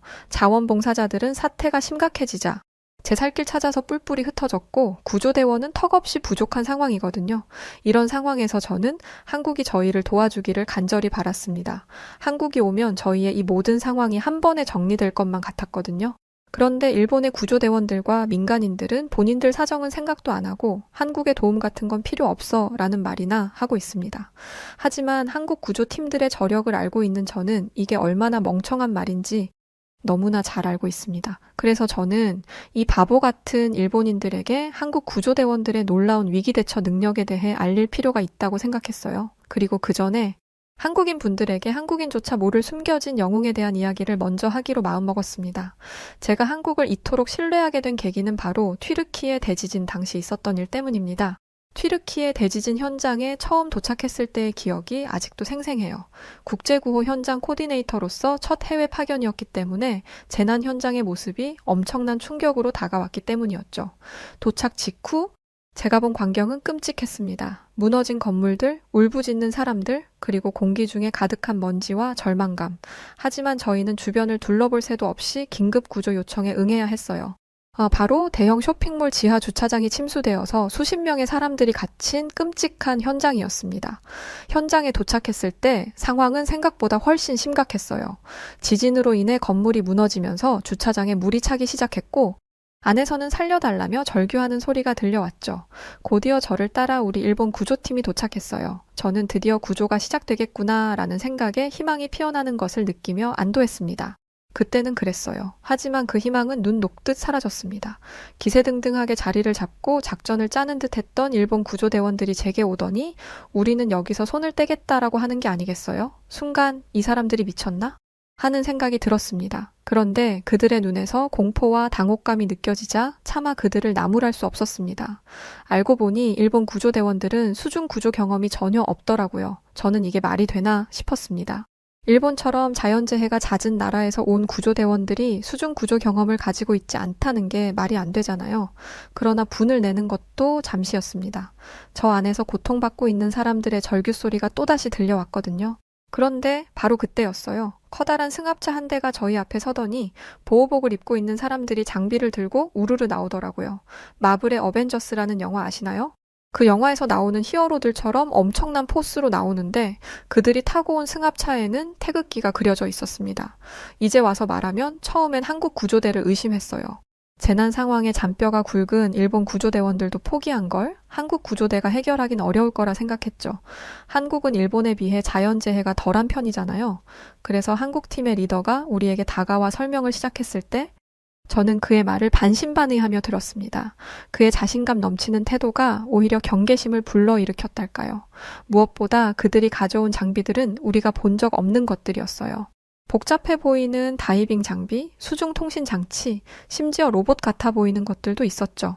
이런 장비들이 과연 효과가 있을지 아니면 그저 겉만 번지르르한 것은 아닐지 의구심이 들었었습니다. 그러나 방법이 없잖아요. 어쩔 수 없이 한국팀을 믿어보려고 하는데 한국팀이 구조를 시작하자마자 예상치 못한 일이 벌어졌습니다. 갑자기 땅이 흔들리더니 새로운 여진이 발생한 거예요. 그 순간 모두의 얼굴에서 핏기가 싹 가셨습니다. 주차장 구조가 더욱 불안정해지고 수중의 시야는 마치 진흙탕처럼 뿌옇게 변해버렸어요. 현장은 순식간에 아수라장이 되었습니다.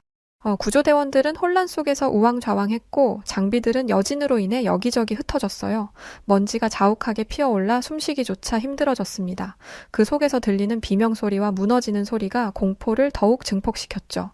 짧은 여진이 지나간 뒤 주변은 아수라장이 되었고 지하로 들어갈 수 있는 작은 구멍조차 막혀서 들어갈 수가 없었습니다. 저걸 헤집는 순간 지하가 무너질 것 같았죠. 그런데 그때 한국팀 리더가 그곳으로 가더라고요. 저는 달려가서 그들의 앞을 막았습니다. 안 돼요. 지금 저곳에 들어가는 건 다 같이 죽자는 겁니다. 그러나 한국팀의 리더는 단호했어요.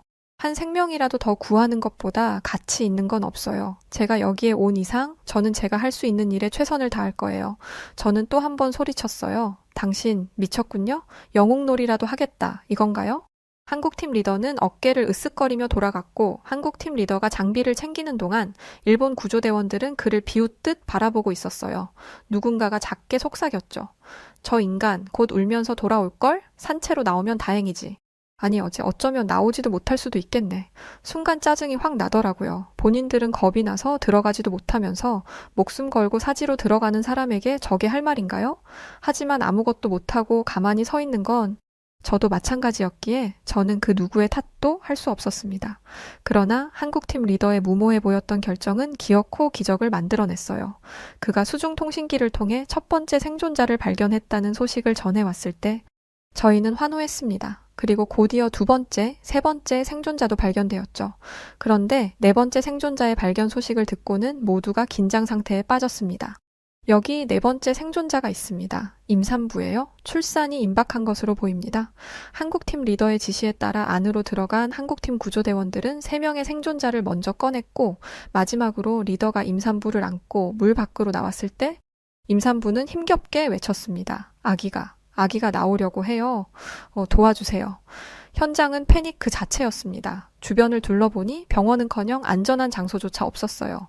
일본에서 온 남성 의료 관계자가 있었지만 그는 망설이고 있었습니다. 저는 할 수 없습니다. 여성의 출산을 돕는 일을 해본 적이 없어서 적절하지 않는 것 같습니다. 그의 말에 저는 충격을 받았습니다. 이런 위급한 상황에서도 의료 관계자 입에서 저런 말이라뇨? 당신은 여진으로 인해 가뜩이나 안 좋은 도로가 뒤집어진 상태라 앰뷸런스가 오지 못하는 상황이었고 아이의 머리가 보일 정도였습니다. 저는 그에게 강하게 항의했어요. 지금이 어떤 상황인지 아시나요? 이곳에서 아이를 받을 수 있는 사람은 당신뿐이라고요. 의료인으로서의 책임을 다하세요. 하지만 그는 고개를 저었습니다. 전 못합니다. 혹시라도 잘못되면 모두 제 책임이 될 거 아니에요. 아니, 대체 환자를 보면서 무슨 생각을 하길래 책임 이야기가 나오는 거죠? 이런 논리를 가지고 어떻게 의료인이라 할 수 있단 말인지. 이건 직업의식과 사명감의 부재로밖에 보이지 않았어요. 그런데 그때 한국팀에서 한 남성이 나타났습니다. 제가 하겠습니다. 아이를 받아본 적은 없지만 아내가 출산할 때 옆에서 지켜본 적이 있어요. 저희는 간호사의 지시 아래 우리는 최대한 안전하고 깨끗한 환경을 만들려 노력했습니다. 담요를 깔고 온수를 준비하고 소독된 도구들을 가져왔어요. 다행히 얼마 지나지 않아 아이가 세상으로 나왔고 마침내 아기의 울음소리가 들렸습니다. 아이를 품에 안은 엄마는 눈물을 흘리며 쉰 목소리로 말했어요. 정말 감사합니다. 이대로 죽는 줄로만 알았어요. 저를 살려주셔서, 아이를 살려주셔서 감사합니다. 이 아이의 이름은 저를 구해주신 구조대원분의 이름으로 하겠어요. 이 말에 한국팀 리더는 겸손하게 고개를 숙였고 간호사는 소피아의 손을 꼭 잡아주었습니다. 이 모든 과정을 지켜보면서 저는 한국팀의 용기와 전문성 그리고 인간애에 큰 감명을 받았어요. 반면에 일본팀의 행동은 저에게 깊은 실망감을 안겨주었죠. 이런 위급한 상황에서도 개인적인 편견과 문화적 제약에 얽매여 있다니 같은 일본인으로서 너무나 부끄러웠습니다. 지금 제가 가지고 있는 한국팀을 향한 무한한 신뢰는 이 일만으로 만들어진 게 아니에요. 희망 없는 일본이지만 한국이 도움의 손길을 내민다면 우리도 이 일을 극복할 수 있으리라 확신하게 된 데는 분명한 또 다른 이유가 있습니다. 튀르키예 대지진을 수습하는 과정에서 있었던 일인데 전 전조 증상으로 의심되는 일들이 잦아서 전 세계적으로 지진주의보가 있었습니다. 그런데 이 주의보를 무시하고 중국에서 온 단체 관광객이 있었어요. 그리고 기어이 지진에 휘말리고 말았죠. 그들이 머물렀던 호텔은 다행히 큰 피해를 입지 않았습니다. 그래서 안전하다고 생각했던 걸까요? 이들은 오지 말라고 하는데 꾸역꾸역 와놓고는 지진 수습으로 인해 외출이 불가능해지자 호텔에 갇혀서 불만을 터뜨리기 시작했습니다. 처음에는 시끄럽게 하거나 호텔 직원에게 협박을 하는 정도였는데 나중에는 급기야 일부 객실에서는 불법 도박장을 차렸다고 하더라고요. 한 층을 빌려서 사용하고 있었는데 그곳의 문을 전부 열어놓고 방을 오고 다니며 도박을 하고 있었던 거죠. 해외에 나가는 중국인들은 돈이 많다는데 판돈도 꽤 크다는 소리를 들었습니다. 간도 크죠. 경찰이 이곳에 올 정신이 없다는 사실을 이용한 범법 행위였습니다. 그런데 이건 최소한 남에게 피해는 덜 주잖아요. 하지만 이들은 불법 도박을 제지하러 간 여성 직원을 허락 없이 더듬는 듯 파렴치한 행동까지 했습니다. 그런데 이걸로도 부족했는지 밖으로 나왔고 호텔 주변의 백화점 지하로 들어갔어요. 이런 재난 상황에서 지하로 들어가는 건 제 발로 저승길에 들어가는 것과 다름없습니다. 그런데 이들에게 백화점 지하는 보물창고 그 자체였나 보더라고요. 그들은 급하게 대피하느라 차마 문을 닫지 못한 미슐랭 3스타 식당을 발견했습니다. 이들은 고가의 와인과 위스키가 보관된 것을 보고 술을 마시기 시작했어요. 판단력을 상실했고 위험에 대한 인식도 무뎌진 상황에서 지하에는 점점 물이 차오르기 시작했습니다.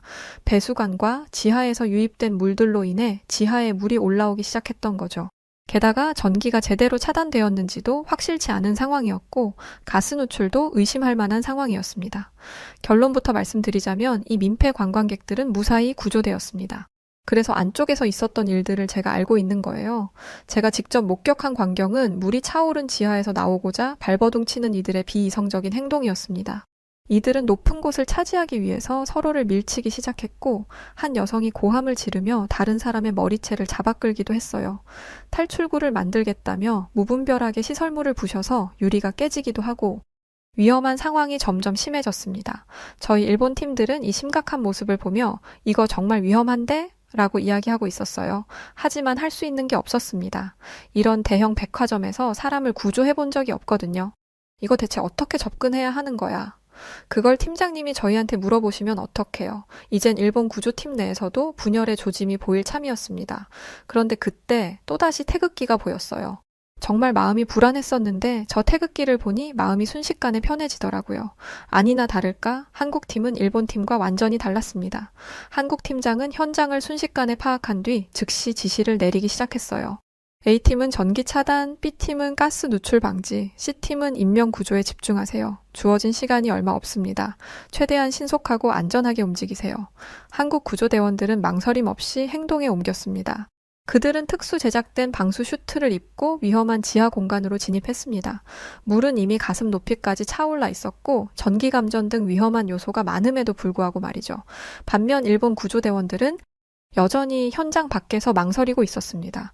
한국팀이 뭔가를 지시하면 따르기는 하지만 위험한 현장으로는 발길도 안 하더라고요.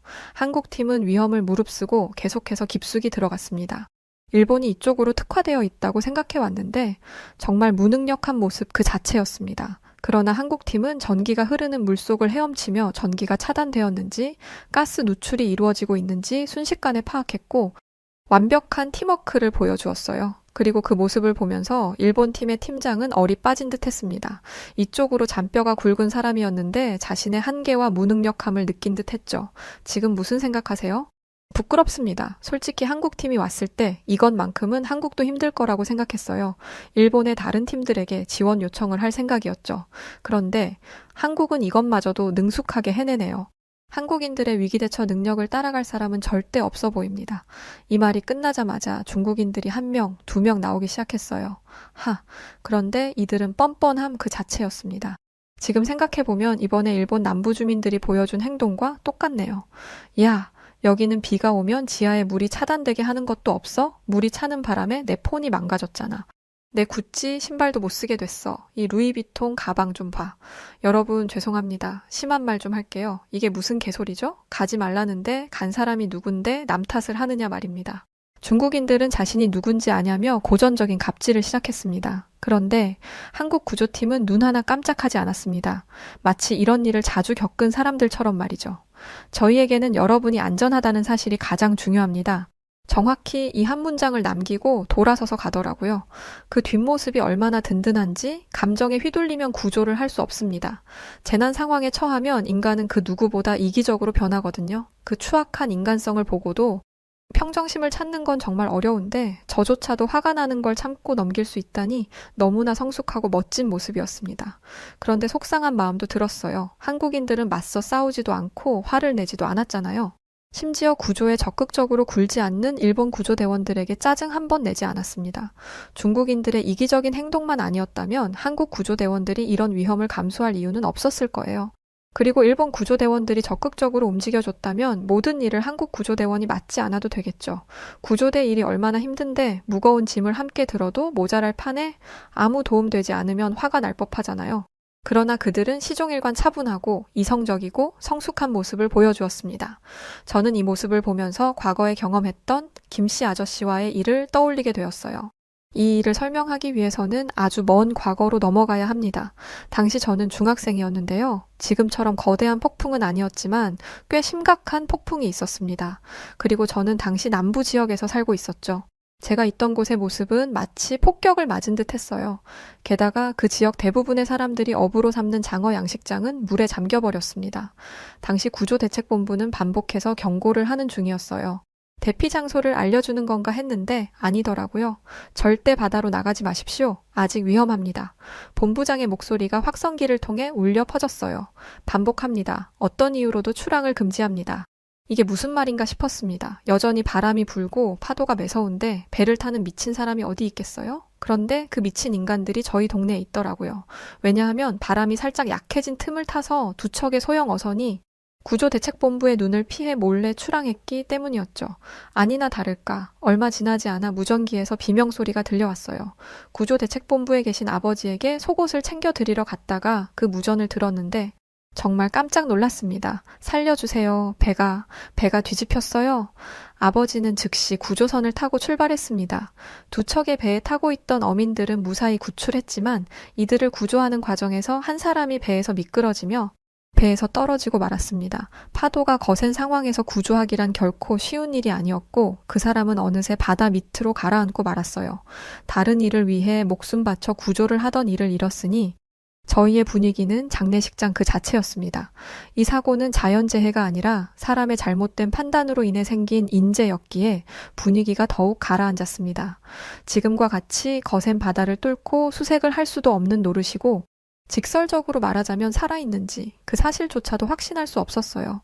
그런데 그때 대형 장어 양식장 주인인 사토 켄지가 우리에게 다가와 소리를 지르기 시작했습니다. 당신들 대체 뭐 하는 인간들이야? 그의 고함 소리에 주변 사람들이 모여들기 시작했습니다. 켄지는 계속해서 소리쳤어요. 어쩔 거야? 내 장어들 어쩔 거냐고. 저는 그의 말에 충격을 받았습니다. 그가 손가락질을 하며 화를 내던 사람들은 한국에서 온 김씨 가족이었거든요. 저는 왜 대뜸 그 사람들에게 화를 내는 건지 이해가 안 됐습니다. 그리고 지금은 뭐가 됐든 큰 소리를 내면서 싸울 상황이 아니었어요. 사람이 파도에 떠내려가 생사를 알 수 없는 상황에서 바다로 흘러간 장어 잡겠다고 무리하게 배를 띄운 인간이 큰 소리를 내는 게 말이나 되나요? 누군가의 탓을 하고 싶지만 솔직히 말해서 엄밀히 따지면 안타까운 희생은 사토 켄지 때문이라고 할 수 있습니다. 누군가가 목숨을 걸고 구조 활동을 하는 동안 그는 오직 자신의 재산 피해만을 생각하고 있었던 거예요. 게다가 전혀 상관없는 이에게 화를 내고 있었습니다. 동네에서 힘 좀 쓴다는 사토 켄지가 큰 소리를 내자 사토 켄지와 함께 배를 타고 나갔던 하사시도 목소리를 높였습니다. 그래, 이 한국인들 우리 동네에 왔을 때부터 기분 나빴다고. 갑작스러운 공격을 당한 김씨 가족은 굉장히 당황했습니다. 당연하죠. 그걸 보는 저조차도 당황스러웠던걸요. 사토 켄지가 한국인 가족에게 화를 낸 이유는 김씨 가족이 장어 양식장에서 일을 하다 실수했기 때문도 아니었습니다. 태풍 경보를 꺼버렸기 때문도 아닙니다. 그들이 화를 내는 이유는 당신네가 집 지을 때 베어버린 나무 있지? 그게 우리 마음 수호신이야. 그걸 당신들이 베어버려서 이런 재해가 일어난 거라고 용왕님이 노하신 거야. 수호신은 무슨 수호신. 어이가 없더라고요. 저희 집안은 그 동네 토박입니다. 저런 말은 들어본 적도 없어요. 심지어 사토 켄지와 함께 김씨 가족을 공격하던 하사시조차도 처음 듣는 듯 했어요. 저는 이 사람이 대체 왜 무고한 김씨 가족에게 손가락질을 하는지 궁금했습니다. 그들이 이러는 이유는 바로 자신들의 행동을 덮기 위해서였어요. 당신들이 없었다면 태풍이 올 리 없었고 그러면 내 장어들이 사라지지도 않았을 거야. 그리고 그렇지 않았더라면 우리가 배를 타고 나갈 일도 없었겠지? 마치 자신이 무엇이라도 되는 양 의기양양하게 김씨 가족을 쳐다보는 사토 켄지의 모습이 마치 악마처럼 느껴졌습니다. 자신의 그릇된 행동으로 누군가가 억울한 희생을 당했잖아요. 거기에 대해 책임의식을 가지지는 못할 망정. 김씨 가족에게 그 책임을 돌리다니 인간의 추악한 본성을 마주한 듯한 기분이었습니다. 김씨 가족들은 이런 손가락질을 당할 만한 분들이 아니었습니다. 항상 웃는 모습으로 사람들을 대하시고 늘 성실한 분이셨어요. 김씨 아저씨는 회사에서 발령을 받아 이곳에 머무는 분이셨는데 곧 떠날 사람임에도 불구하고 마을 사람들에게 도움을 주는 것을 아끼지 않았습니다. 마을에 혼자 사는 어르신들에게 가끔 음식을 가져다 주시기도 하셨고요. 개인주의 사회인 일본에서는 절대 하지 않는 행동이었죠. 그런데 이런 분에게 이런 말도 안 되는 억지 비난을 하다니 게다가 그곳에 집을 지은 건 김씨 아저씨네가 아니었어요. 그곳에 땅을 사서 집을 지은 외지인이었죠. 그러니까 수호신이라고 주장하는 그 나무도 같은 일본인이 베어낸 거였습니다. 저희 아버지가 나서서 이렇게 말씀하셨어요. 수호신은 무슨 수호신. 대대로 이 동네에서 살았지만 그딴 얘기는 들어본 적도 없네. 그리고 당신들 때문에 사람이 죽었어. 무릎 꿇고 사죄해도 모자랄 마당에 뭐. 수호신? 그러나 사토 켄지는 멈추지 않았습니다. 너희가 그렇게 떳떳하다면 저기 제 방 너머로 가봐. 우리 이웃이 저 안에 갇혀 있을지도 모르니까. 너네가 집주인한테 나무를 베어달라고 한 건지 누가 알아? 너희가 떳떳하다면 용왕님이 너희를 지켜주시겠지. 이게 무슨 억지스러운 말입니까? 21세기에 이딴 소리를 하는 인간이 있다니. 도무지 이해를 할 수가 없는 행동이었어요. 원래 이런 사람이라면 말을 안 합니다. 켄지는 마을 사람들에게 늘 본이 되는 인물이었어요. 사람들도 그를 좋아했죠. 하지만 지금 보여주는 이 모습은 너무나 실망스러웠고 저는 사토 켄지의 진짜 모습을 보는 것을 넘어 인간의 추악한 본성을 마주한 듯 했습니다. 제 방 너머에는 급격한 물살이 넘실거리고 있었어요. 저곳으로 간다는 건 곧 죽음을 의미했습니다. 저는 김씨 아저씨가 이 무례한 일본인들의 턱을 날려버리는 게 당연하다고 생각했어요. 하지만 김씨 아저씨는 사토 켄지와 하사시를 향해 말했습니다. 당신들은 누군가가 귀한 아들을, 소중한 친구를 잃은 사실은 안중에도 없어 보이네요. 저를 탓하고 싶다면 탓하세요. 하지만 그의 용맹함을 기리고 추모한 뒤에 하세요. 김씨 아저씨가 처음 보여주는 눈빛으로 기선제압을 하니 공기의 흐름이 바뀌더군요. 사토 켄지는 마치 사나운 맹수를 만난 것 마냥 몸을 움츠리더니 어깨를 좁히고 하사시와 함께 숙덕거렸습니다. 정말 찌질해 보이더군요. 저는 김씨 아저씨의 새로운 모습에 놀라면서도 동시에 존경스러운 마음이 들었어요. 이렇게 말도 안 되는 비난을 받으면 분노할 법도 한데 김씨 아저씨는 자신의 감정은 뒤로 하고 유가족들과 그들의 친구들의 마음을 먼저 헤아리고 있었던 것이었습니다. 누군가는 인간의 밑바닥을 보여주었는데 누군가는 진짜 어른의 성숙한 모습을 보여준 것에 대해 존경심이 솟구쳐 올라왔어요. 저는 조심스럽게 김씨 아저씨에게로 향했습니다. 아저씨 정말 죄송합니다. 사토 켄지가 저런 인간이라는 걸 몰랐어요. 저 사람의 무례하고 이기적인 행동에 제가 대신 사과드립니다. 정말 죄송합니다. 김씨 아저씨는 제 어깨를 토닥이며 어린 네가 무슨 잘못이 있겠니? 괜히 어른들 사이에 껴서 못 볼 것을 봤구나. 사람에게는 연약한 부분이 있기 마련이야. 네가 이 모습을 보면서 인간에 대한 신뢰를 잃지 않았으면 좋겠다. 라고 말씀하셨습니다. 저는 지금까지 살면서 김씨 아저씨처럼 성숙한 어른을 본 적이 없어요. 제 인생의 롤모델이 김씨 아저씨라는 것을 보면 알만하죠. 그런데 얼마 뒤 저는 길을 걷다가 아주 충격적인 말을 들었습니다. 그 한국에서 온 놈 말이야. 아주 꼴보기 싫어 죽겠어. 마을 사람들이 전부 그놈 편을 들잖아. 내가 이곳에서 산 지가 몇 년인데 그딴 외지인 편을 들어? 과거에 우리 조상들이 조선인들을 학살한 데는 다 이유가 있는 거야. 저는 제 귀를 의심했습니다. 뭐? 학살? 그때는 몰랐는데 일본은 과거의 역사를 은폐하고 가르치려 하지 않아요. 그래서 저도 이런 역사에 대해 전혀 알지 못했습니다. 저는 곧장 집으로 가서 사토 켄지가 한 말에 대해 조사해보기 시작했습니다. 일본어로는 나오지도 않아서 외국 자료들을 번역해가며 겨우 이해했어요. 1923년 일본 도쿄 간토 지방에서 큰 규모의 지진이 있었다고 합니다. 당시 일본 정부는 계엄령을 선포했는데 이때 조선인이 우물에 독을 풀었다라는 소문이 퍼졌다고 해요. 그러면서 조선에서 온 이들이 불을 지르고 테러를 준비하며 약탈을 일삼고 있다며 조선인을 만나면 시민들이 직접 나서서 조선인들을 제압하라고 했다고 정부가 나서서 권장을 했다고 합니다. 결국 엄청난 수의 무고한 조선인들이 학살을 당했고 한국인들의 마음에는 그때의 기억이 깊게 자리 잡고 있었어요. 그리고 일본 당국은 이 사실을 숨기고 있었죠. 사토 켄지가 언급한 학살이 바로 이것이었습니다. 저는 이 사람이 인간이 맞기는 한가? 라는 생각을 했어요. 어떻게 이런 생각을 할 수 있단 말이죠? 저는 이후로 한국과 일본 사이에서 있었던 역사적 사실에 관심을 가지게 되었습니다. 그 결과 일본이 한국에게 어떤 죄악을 저질렀는지에 대해 알게 되었죠. 그리고 한국뿐만 아니라 다른 나라에도 말로 하지도 못할 악행들을 저질렀다는 것을 알게 되었습니다. 하지만 어찌됐든 제가 태어난 나라잖아요. 그래서 저는 일본인으로서 피해를 입은 국가들에게 부채감을 가지게 되었어요. 그래서 세계 방방곡곡을 다니며 구조 작업을 펼치는 거예요. 이렇게라도 사죄하려고 하는 거죠. 저는 이 사실을 알게 된 후 김씨 아저씨에게 찾아가 허리를 90도로 숙이며 사죄했어요. 그러자 김씨 아저씨는 놀라운 말로 저를 위로했습니다. 사쿠라, 이렇게 사과해 주어서 고맙구나. 우리는 일본에 있는 선량한 사람들마저 미워하지 않아. 그저 과거를 은폐하고 숨기려 하는 정부와 극우주의 세력으로부터 사과를 받기 위해 싸우는 것뿐이지. 사토 켄지처럼 행동하는 사람은 한두 명 본 게 아니지만 너처럼 이렇게 사과하는 사람은 처음이란다. 너 덕분에 조금은 마음이 편해졌어. 고맙다. 어떻게 제게 오히려 고맙다는 말을 할 수 있는 거죠? 저는 김씨 아저씨의 말이 끝난 뒤에야 고개를 들어 김씨 아저씨를 올려볼 수 있었고 아저씨의 눈에서 눈물이 흘러내리는 것을 이제야 보았습니다. 아마 아저씨는 일본에 살면서 여러 수모를 당하셨던 것 같아요. 아마 사토 켄지 같은 사람이 많았던 거겠죠. 그런 아저씨에게 제 사과가 조금이라도 위로가 됐다면 다행이라고 생각했습니다. 하지만 김씨 아저씨를 향한 존경이 한국 구조대에게도 적용되는 건 아니었습니다. 개인적인 감정은 감정이고 일은 일이잖아요. 그래서 튀르키예에 갔을 당시 한국 구조대를 의심했던 겁니다. 하지만 그곳에서의 경험을 통해 이제는 알죠. 한국의 기술력을 말입니다. 정말이지 한국의 구조대는 인성도 남다르고 기술력도 뛰어났습니다. 이성적인 상황이 된다면 이성적인 면모를 발휘했고 임산부를 도울 때는 인류애를 발휘했죠. 저는 그 모습에서 김씨 아저씨의 모습을 떠올렸고 이것이 한국인들의 진면모라는 것을 깨달았습니다. 이후로 저는 이때 한국 구조대원들을 통해 배운 것들을 가지고 구조대에서 일하고 있습니다. 그리고 지금 현재 태풍의 영향에서 불안할 때면 그때의 기억을 떠올리죠.